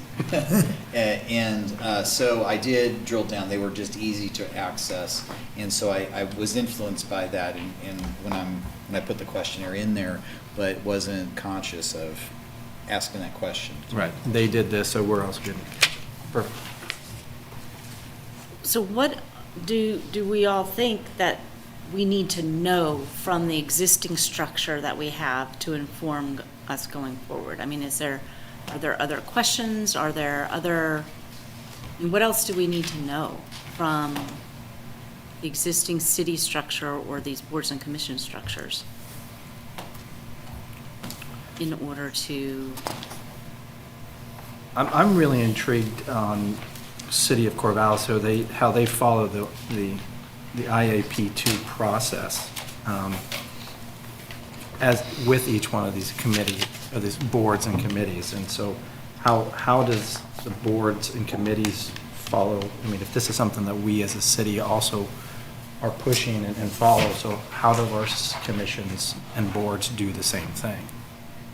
Do we know right now in terms of, that question is, does each board and commission have a community engagement mandate structure? No, that will be part of this work going forward. It's a big part of why I'm sitting in this chair right now, is so that moving forward, future forward, our boards and commissions have a sense of expectations of community engagement, how they tap into city community engagement resources, and how they work with city staff to engage the community all throughout the life cycle of a project, so that when their initiative, their idea, their whatever it is, reaches this room, it's had lots and lots of public feedback along the way to make it the best it could be. So I imagine that means there's probably some uniformity to that, plus maybe some tweaking for individual. There's some general best practices. There'll be some guidelines, kind of just to give people a little bit of structure, because I always find that helpful for myself. I think it's helpful for others too. But what we tell internal city projects when they come up and they say, hey, we have a community engagement component, is that it's always going to be a discussion first, because we need to sit down, look through this spectrum, and talk through what you're trying to accomplish and what question you're asking of the community. Because good community engagement is predicated on asking a meaningful question that the public can weigh in on and that is actionable by staff. So there will be general guidelines, but there will also, I'll be sort of a consultant in a consultant capacity, working with boards and commissions, working with internal staff, working with external partners who want to partner with the city on certain projects, so. Yeah, but what's missing oftentimes in these surveys is a representative sample. You know, and you know, I get to my my issue. I mean, you look at the city of Olathe, they do a scientific survey, like ETC, we do ETC as well, survey every quarter. And it's a scientific survey every quarter of residents, and they, in addition to whatever broad questions they ask a question that's relevant to that particular time period. Like for the summer, they might say, how was the snow removal? How do you feel? But it was a scientific sample. And so I think as we need to think more about who are we asking? You know, are we only asking people who are interested or there? I want to know more from a representative sample. Absolutely. But you want to know both though, right? Because I think it's very informative to have that situational awareness about what do existing chairs and commission, committee, board members, what do they think about their service and what they're doing? Because they're tip of the spear. I mean, they're actually right there. But yeah, I mean, what does the community think about it as well? Absolutely. I agree. So my understanding, you just say that when the general public is consulted, it needs to be a broader sample than just those who see it in their water More bill and go to intentional. the website and answer the questionnaire because they have the time Yeah. to do so. They're not making peanut butter and jelly sandwiches and driving to dance studio with 4 kids in the back. Yeah, but that's a broader issue for the city to have to consider. Yeah, I mean, I think there's a couple of contexts. I'm not sure I'm catching everything. Are we talking about the survey that you're talking about with stakeholder input to inform the work of this committee? That's different than that's right. Well, we need to discuss both, is these questionnaires that are targeted to And are there for any structure, missing and then stakeholders? also part of that is the whole, that we're supposed to design a public input for this. So just for some Process. context, what's being proposed is 2 questionnaires early in your work, which you have in front of you, 1 to staff liaisons, 1 to current board, commission chairs and members, a public input meeting, and then another digital questionnaire that's open to all, including the public, where once recommendations have been developed, there's an opportunity for feedback on those recommendations. What's also important with public participation is that you scope it appropriately. We're on an ambitious timeline, so we had to take that into consideration when we built this public participation plan. We had to scope it so that we can realistically, but still meaningfully, get feedback from our community and from our very invested stakeholders, who are current board and commission chairs and members and staff liaisons. I just, I'm gonna have to scoot out of here, but it seems like we do need to approve the draft questionnaire, or we ought to if we're gonna stay on this timeline, correct? That's my understanding, is that we need to. Yeah, with the changes that we recommended, does anyone, if we just isolate this real quick, the questionnaire, are there any other questions that anyone thinks should be added other than what staff has already taken? Just the question about who would you want to have more contact with? What board or department or something? I would suggest a question as far as the board chairs and members is, I'd like to know how they came to be on the board. How'd they get involved? Just a general question. How'd you get there? Yeah, I think that's a great question. I think something which is tricky with all volunteer boards is that sort of like the peanut butter jelly sandwich thing you said earlier, just the reality that like it's hard to get an accurate cross-section of our population because serving on a board in a voluntary capacity requires having the time to do that. And so I think I like that idea. I do also think the only other thing that came to my mind was, there's nothing really in the questionnaire for the board and the chairs and members just about sort of the nature of what they're doing. I thought it'd be kind of interesting to hear from. I mean, I'd be interested to hear from members of the Cultural Arts Commission what they feel like is the most important thing we do. Like what, or if they had to summarize the goal, something like that. Because there's some sort of numeric scales here for people to rate how things are going. I think a little bit of narrative section would be nice. Okay, so have that as an open-ended question. Yeah, just to In order of preference, what's most important? List them. No, I think it just, personally, because attorneys are taught not to ask the question you don't know the answer to. Like, what do you, and you're, as part of your service on this board, committee, commission, what's the most important thing you do? I'd really be curious to see what that unprompted answer is. Because some of them might just say, showing up, because that's important, but some might have some very esoteric analysis of, well, this is why I'm here and this is why it's important. It could be really interesting. I don't know if you want to be, if you want that sort of, I don't know. It's up to whether you all want it. I wonder if it would be at all interesting to ask those board and commission chairs if they see themselves sharing an end or a journey with any other existing boards that they may know of. As part of that Questionnaire. who would you like to know more about? And Yeah, then but- part B is, Do you share a mission or a vision? Share a mission, I didn't use the right words. Yeah, so I would love to have that 2-part question. Okay.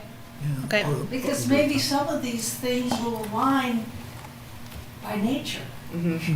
So the question would be, to which board, maybe this will be wordsmith a little bit, but to which board would you like to have a closer relationship to? And do you see yourself sharing a mission with any other existing boards? Do you see your board as sharing a mission with other existing boards? Did I A capture mission that? or a vision? Mission or a vision? Because they may be like, well, like HRC and CPRB is Yeah. totally different. We have different missions, but we do share a similar vision and have overlapping. Or a path Vision. of substance. or Yeah, you something. could use all of those. A lot of Venn diagram.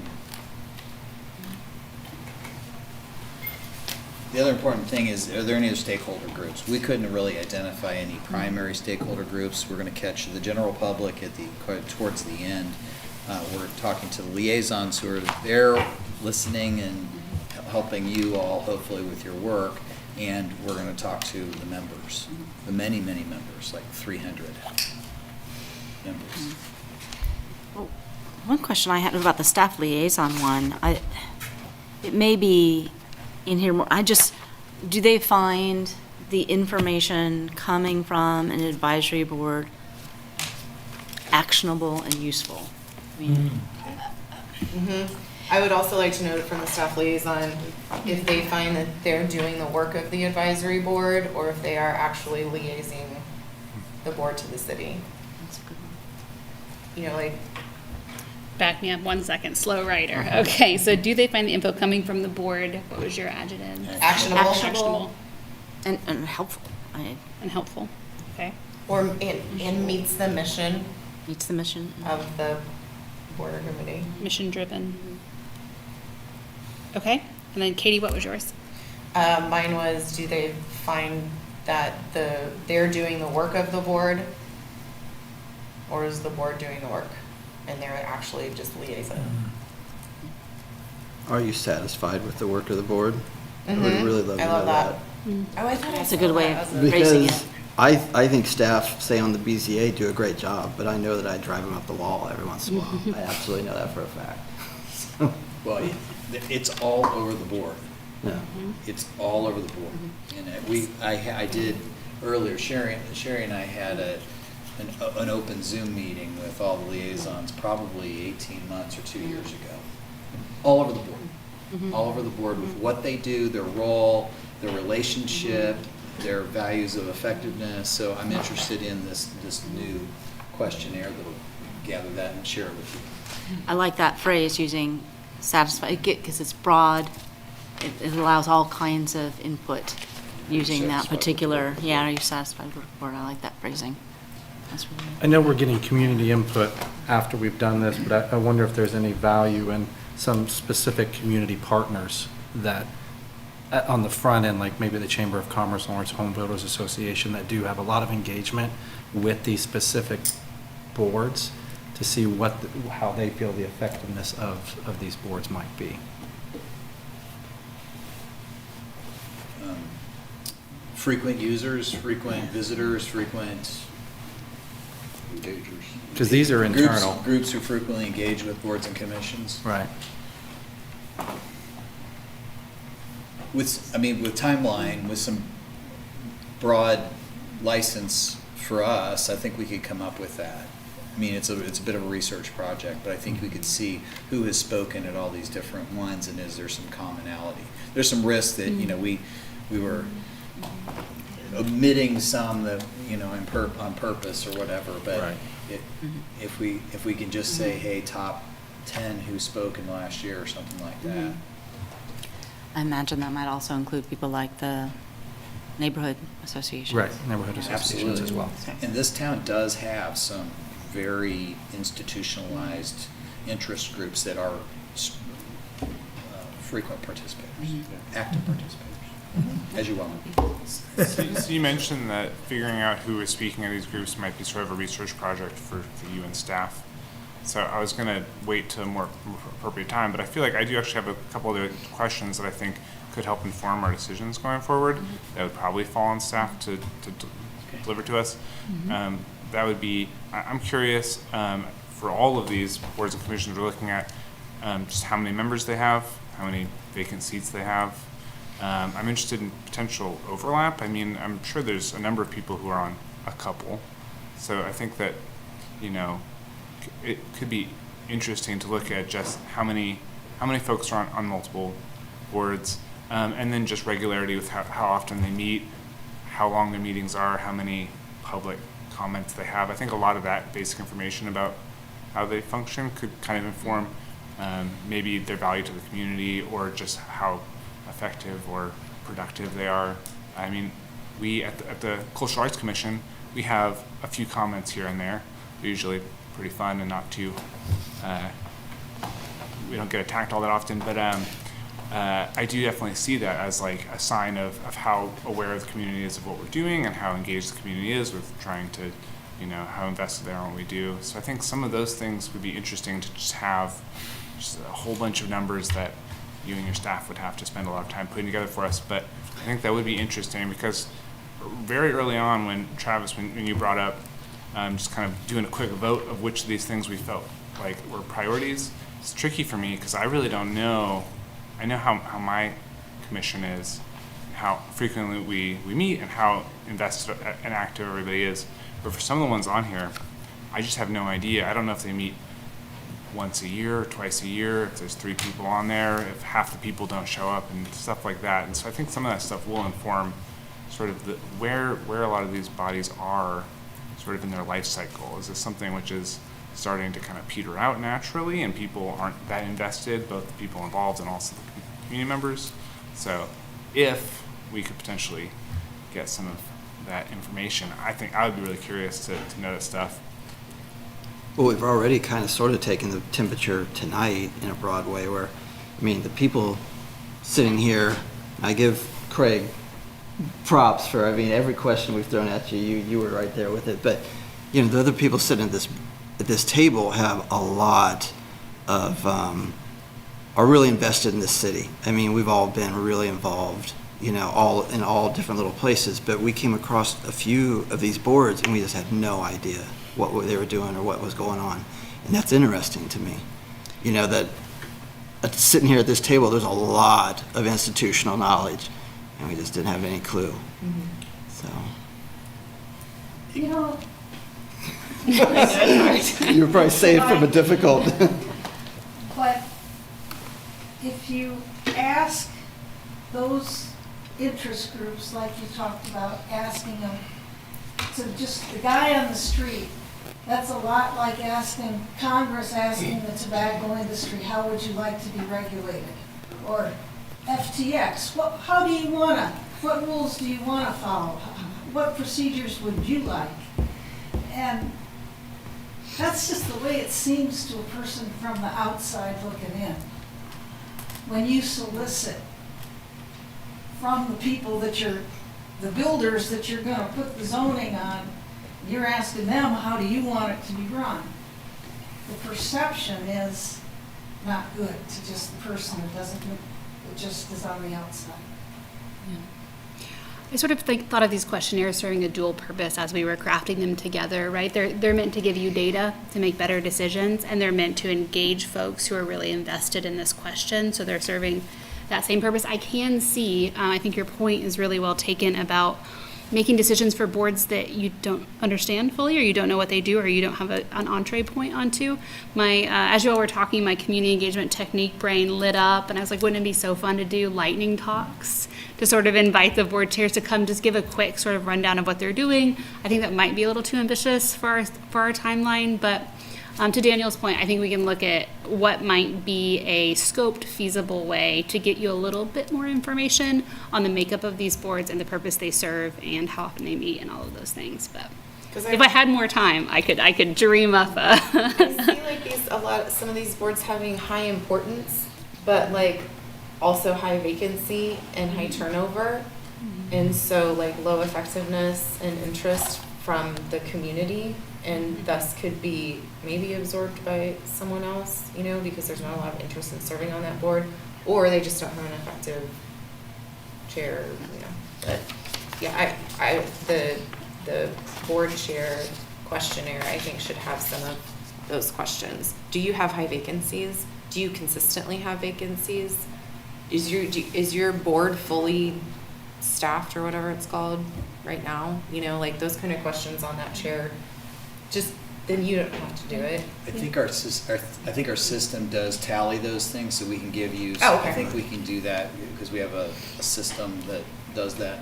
So we'll do the best I get what you're saying, and we'll try and see how much time we can do, and some things that have higher value that are It's on the city website, isn't it? Some of them are anyway. It is. 'cause it gives It'll the say how board- many vacancies, but that doesn't, it's not historic. Like, it just says how many how many vacancies this right time, now. But it doesn't say, like, are those vacancies pretty consistent? Is this board ever see what fully you're saying. staffed? Yeah. And Like, does anyone ever really stay on it longer than like 6 months? yeah, so we can do some of those things. They're just factual. And Okay. also, there's a liaison for all of these, so we can very quickly say, hey, turn in your assignment to us, fill out this questionnaire, and get the data back for you. And they're not qualitative, they're just factual. So we'll try and tease them. Now, given the time, thank you. Opinion on. Do we have any more questions for the questionnaires? The only question I have is that we've spoken clearly about the board chairs filling these out, but we do speak to chairs and members. Is the expectation that this goes, it's to all the members of those commissions and boards? That was our intent. Yes. So we do need to discuss the public input and to schedule that. But do we have any quick, I don't know, Kitty, for idea for meetings, or should we just email at this point? It's fine. Okay. Yeah, we'll try and I'll make it work. Okay. However. Okay. So we have two very important things we still need to get to before 8 o'clock, and that is the public input, how that's going to look, when it's going to be scheduled, and then our next meeting dates. Does staff have you guys have enough clear direction for these two Yeah, items? I don't think we reconciled, though, two different ways of seeing invitation to other stakeholder groups or frequent flyers. I think I heard a different thought on that, and I certainly don't want to open it up to something that distracts us. I think it would be informative to see what the perception is from those groups, personally. We might need some help narrowing that group down to know when we say that group, who exactly we're talking about. So I've heard the chamber thrown around. I've heard people who attend regularly and comment. I think the neighborhood association. The neighborhood association. Do we risk excluding somebody that's going to get? We might. We do, yeah. absolutely we do. But Mhm. hopefully, we apologize and we thank them for coming forward, when they do come forward. My instinct is that if we're going to have public feedback sessions, there are groups which are really engaged with these bodies and are really invested in what they're doing. They're gonna come to them, or everyone is going to be aware this is happening. So representatives, just like anybody, will have an opportunity to be there. And I would assume that if they are invested and involved in those groups, I assume that they would be there. Yeah. Okay, so we are gonna ask a general questionnaire. Does that cover it? We're going to do that during the community engagement portion of this, so Yeah. that might cover it then. Yeah, I agree. I think from a timeline perspective, if as long as that's before we're moving forward on restructuring everything, then I think, yeah, I agree with Dan. That- So those we'll interest cover groups them. will show up at the general. Right. I definitely feel like with the Cultural Arts Commission, occasionally something's coming up, whether it's like community arts grants, whatever, and it's like we can reach out to the people who, the usual customers, whatever. They know. The people who need to know, they find out. Yep. I'm good with that. Okay. So I guess the thing is to discuss what is this public input piece going to look like and when? Yes. So when I drafted this timeline, it was there's some educated guesses being made, right? Because you all hadn't met yet, you hadn't developed your work plan, I hadn't heard what you thought, but I just wanted to get something that you could respond to.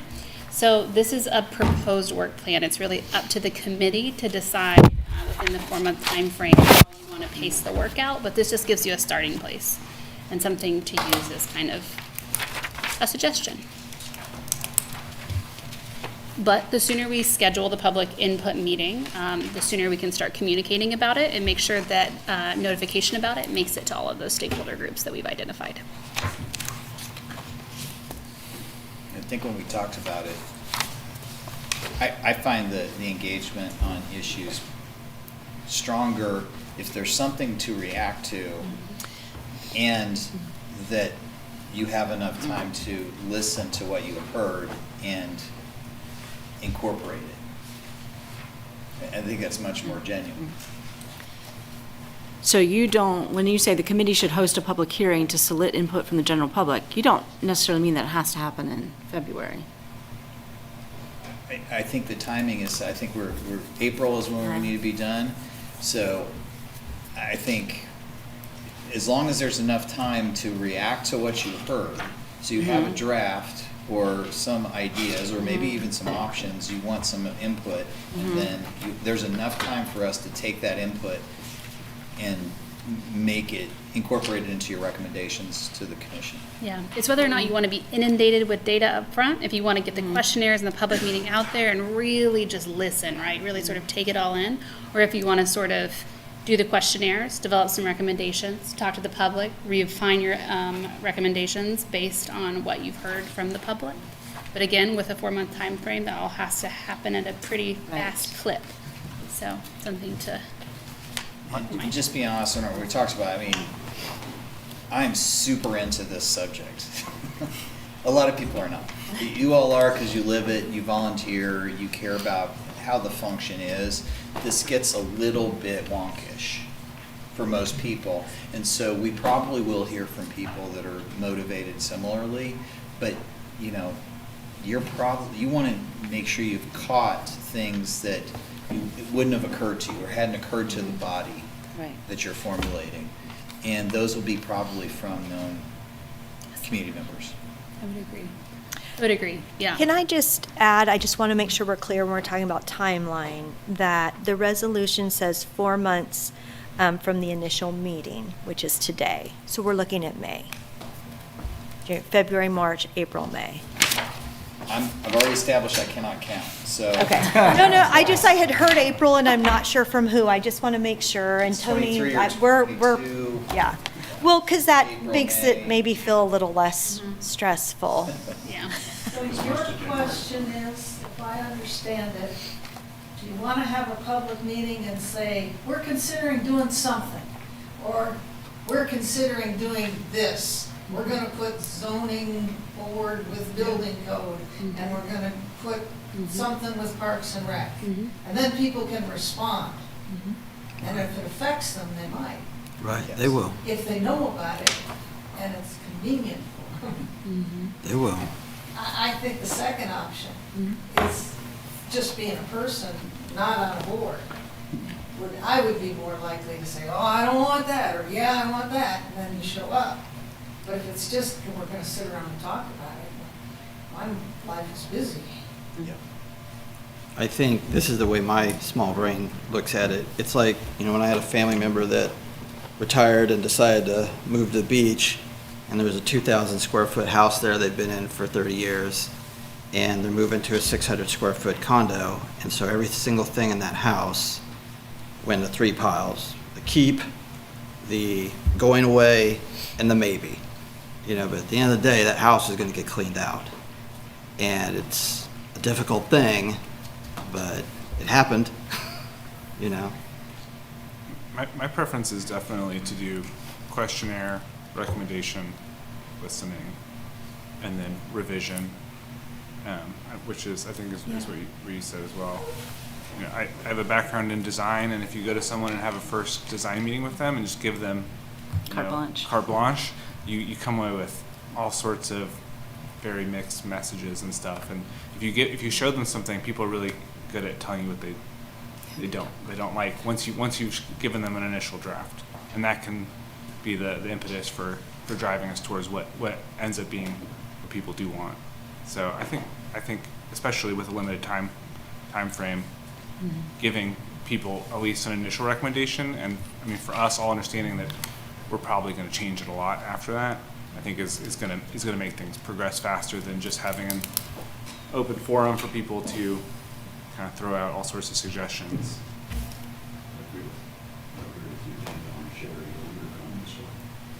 And there's a psychology of change, and I think that's what we're trying to get a handle on and represent. There's going to be some loss. This is different than what I expected. What I'm hoping is that we're painting a compelling vision of this new future that's really exciting. So there's no problem with having people show up for a meeting or getting a quorum. They're really enthusiastic because this is meaningful work. that is welcome, that is needed every single meeting they go to. So that's the hope, is that we get both, acknowledge the change and what's being lost, but also get excited about this future. Comments from the other side of the table? Travis, Chris, John, does that sound like a plan to get comments after Yes. some structure? Yeah, I would agree. Okay. Yeah, I think we should show them something to get them real invested real quick, and then I think we'll start getting a lot of input, a lot of ideas. Well, I think too that there's a preamble to that as well, which has to do with the city has adopted a strategic plan. The staff organization is being reconfigured according to that plan. The next step or a step is configuring the advisory board so that they're part. I'm just laying out, why are we doing this? I would agree with that too. I also think in the resolution it does say 4 months or as soon as thereafter as practical. So I don't think any of us want this stretching on for a long period of time, but there is a little leeway as to the time frame of this if we need more time to gather the data to present something. That would be my hesitation of us doing things the right way. If we want to come with something, we need to come with something that's thoughtful and deliberate, not just something together to have a first initial discussion. So if it's going to take longer to get that first thoughtful and deliberate recommendations, then we need to do that. And if that's March, then that's March. Okay, so we're talking about moving the public input meeting to phase 3 after recommendations have been developed.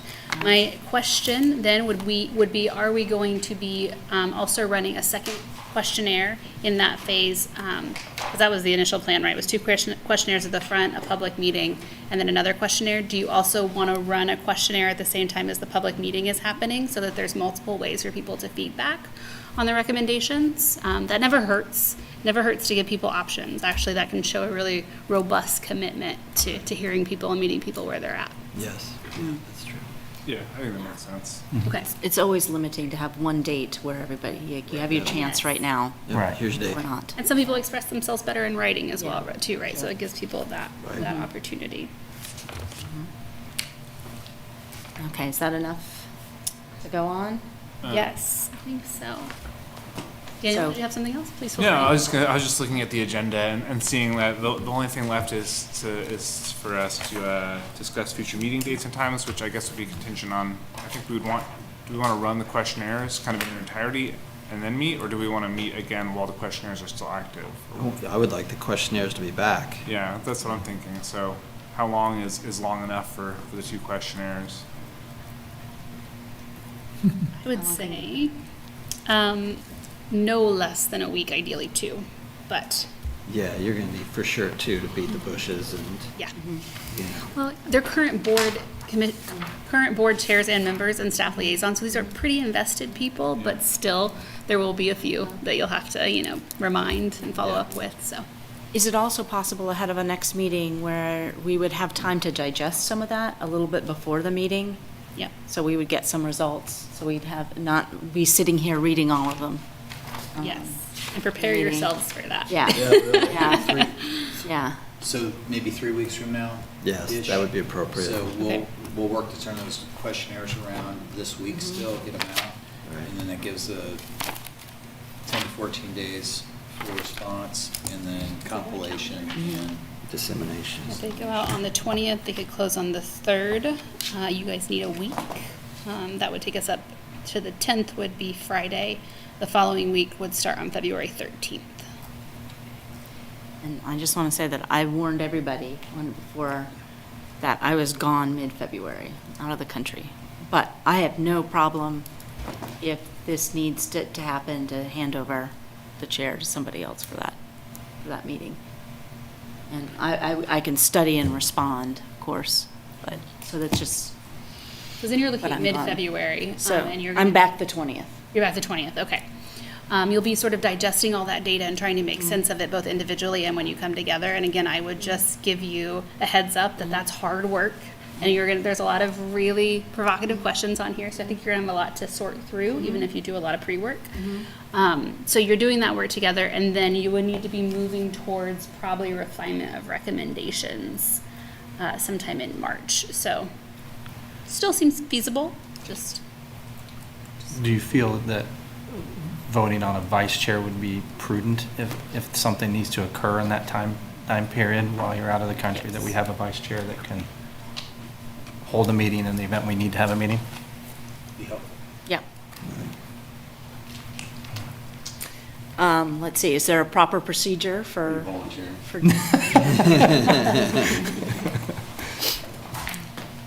When we do this for representative for my day job, everybody just points to one person. That's who it is. That's how it works. Right. Do we have volunteers? I'll volunteer if y'all have me. Well, you chair the land meetings for years. I know.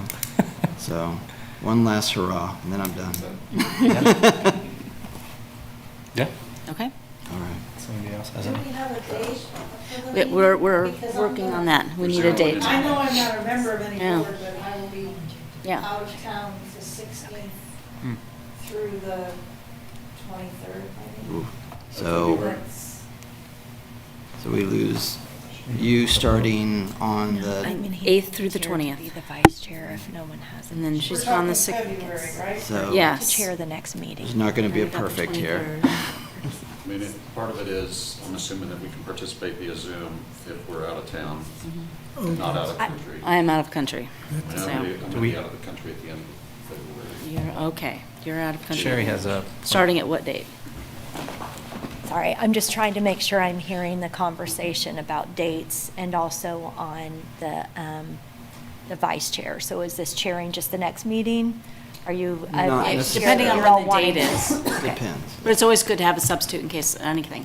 So you're talking about sending out the questionnaire this Friday, the 20th? This Friday.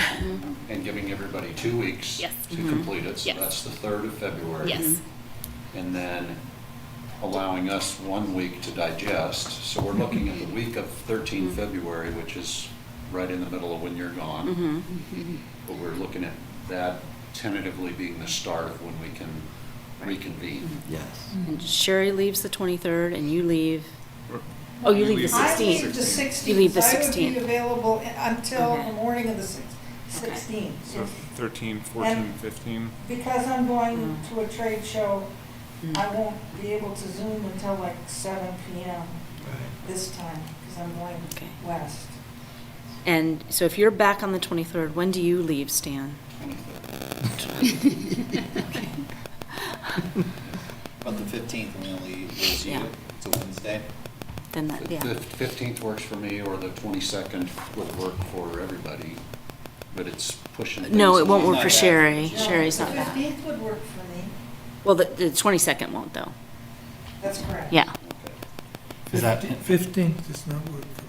The Yeah, 15th I've is got a not school, work. I got a, 16th KU. looks okay. yeah, I'm good on the 16th.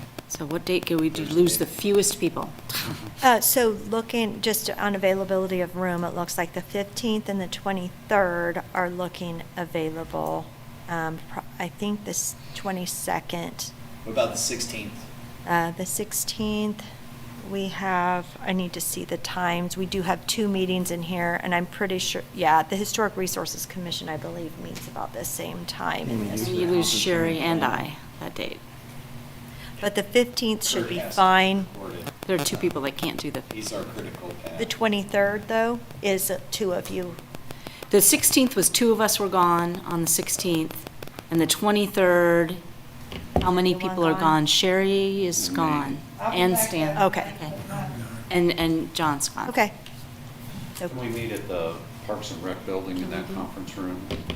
I don't think we can broadcast. You can, because we've had SAB meetings out of there that we Yeah. broadcast. Okay. We Kurt? do Zoom meetings out of the Parks Yeah, and we Rec. could. Yeah, that's a good idea. Tony just gave me a good suggestion. We could shorten the time frame for the surveys to 10 days and open up a week. Let me see what that would mean. I'll have to look at the dates again. So that would be going on the 20th. 10 days would be closing on the 1st, roughly, getting you the data right as soon as we possibly can, so the first or the second, and then that opens up the first week in February for our meeting. I think our invested stakeholders, we can get them to cooperate with 10 days. I missed which dates you were possibly looking. Stan's gone, the 6th and 7th. I'm going the 7th, not The the 7th, 6th. okay. The whole week is good for me. The 6th? Do we have the 6th? Is anybody gone the 6th? 6 is good for me.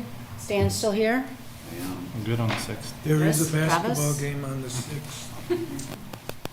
Oh, Can Travis record is, the is, we're basketball games. I not sure, yeah. think I might be double booked on that day, so I'm already gonna have to decide where I'm not gonna be that day. This would be the third place that I'm supposed to be.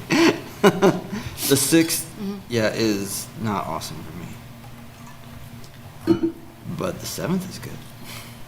What was wrong with the And 7th? it looks like Monday, City the Commission. 6th has Transportation Commission in Oh. this room already. And we can't use another space, is that the deal? Without, Kurt, Yes. where else can we have a meeting? At Astra and planning or the Parks and Rec facility these guys are talking about. Okay, and do you have to do the meeting? Can you do 2 concurrent meetings? I mean, Yes. okay. And can you be gone on a city commission night? Yeah. Can I? You look a little hopeful. I mean, you're on city business. No, that would impact all of us. So is it possible for us to, I mean, do we need, can we look at, that's a lot of logistics for me to try to look at tonight to make sure those rooms are available. Can we look at that range? And I have all your dates of when you're out and send that out again to everyone, or do we need to decide that right now? Okay. You I have just, you have yeah, our dates that you have we're all out. yes, She'll, How did you get that? you sent those to us. Maybe you didn't, but there were, when we did an initial polling of availability, I sent that to all of you. I I guess I I'm, remember answering questions about what days work better to meet on. And some people said when they're out of I town. did not. Okay, Yeah, I okay. didn't either. Then if you could send that to me, and I can also, I'll be re-listening to this meeting. Sent to you when we're. Yeah. I just, and again, I mean, if that's not a good plan, Craig, let me know, but I just think for us to try to find another room with all of this tonight, I would hate to set on a date that we can't schedule. right. Sherry will work her scheduling magic All right. and be in touch with all of you. So send Sherry your dates that you are not Yeah. available. All right. So I want to, I'm sorry, but I want to ask a little bit more about this. Like on February 8th, we're having our Sustainability Advisory Board meeting. I'm going to chair that from Washington DC on Zoom. I can participate on Zoom. Of course. uh, Yep. If we're set up to do that. Yeah. Yeah. So I So- can participate that week. So when you say unavailable, when you tell Sherry your unavailability, that just means you can't do Zoom or live. Okay. So when I'm out of the country in the jungle at the end of the month in February, which I'll be, I'm not participating. I can't. that would be a pretty That'd cool be the participation, That would. though, like on your That'd be phone with the jungle in the Really background. would be- difficult. Yeah. Yes, if you're just not attending, we have the Zoom option. Okay. Obviously, I think, for this meeting, when everyone's here, the facilitation's great, but we're going to have scheduling conflicts with this many people. So if it's through Zoom, that's great. Don't include those dates if you're going to be attending virtually. It's nice for me to know that you're attending virtually and for Kurt, but we'll get to that point as we get close to the meeting. I just need to know dates you absolutely cannot attend a meeting. Okay, for the month of February, right? Yes. All right. And you have me Uh-huh. the 16th through the 23rd. Okay, great. Can we just confirm Okay. whether we need to take a vote for Travis to be vice chair or not? In the event As that- opposed to just saying all nodding, yes. Right. I think procedurally, we Yes, need to have a sorry. motion, please, to nominate, or I guess you said, thank you. Second. Second? Okay. Any further discussion? Okay, can I have all those in favor? Aye. Aye. Any opposed? Abstention? Travis is vice chair. Congratulations.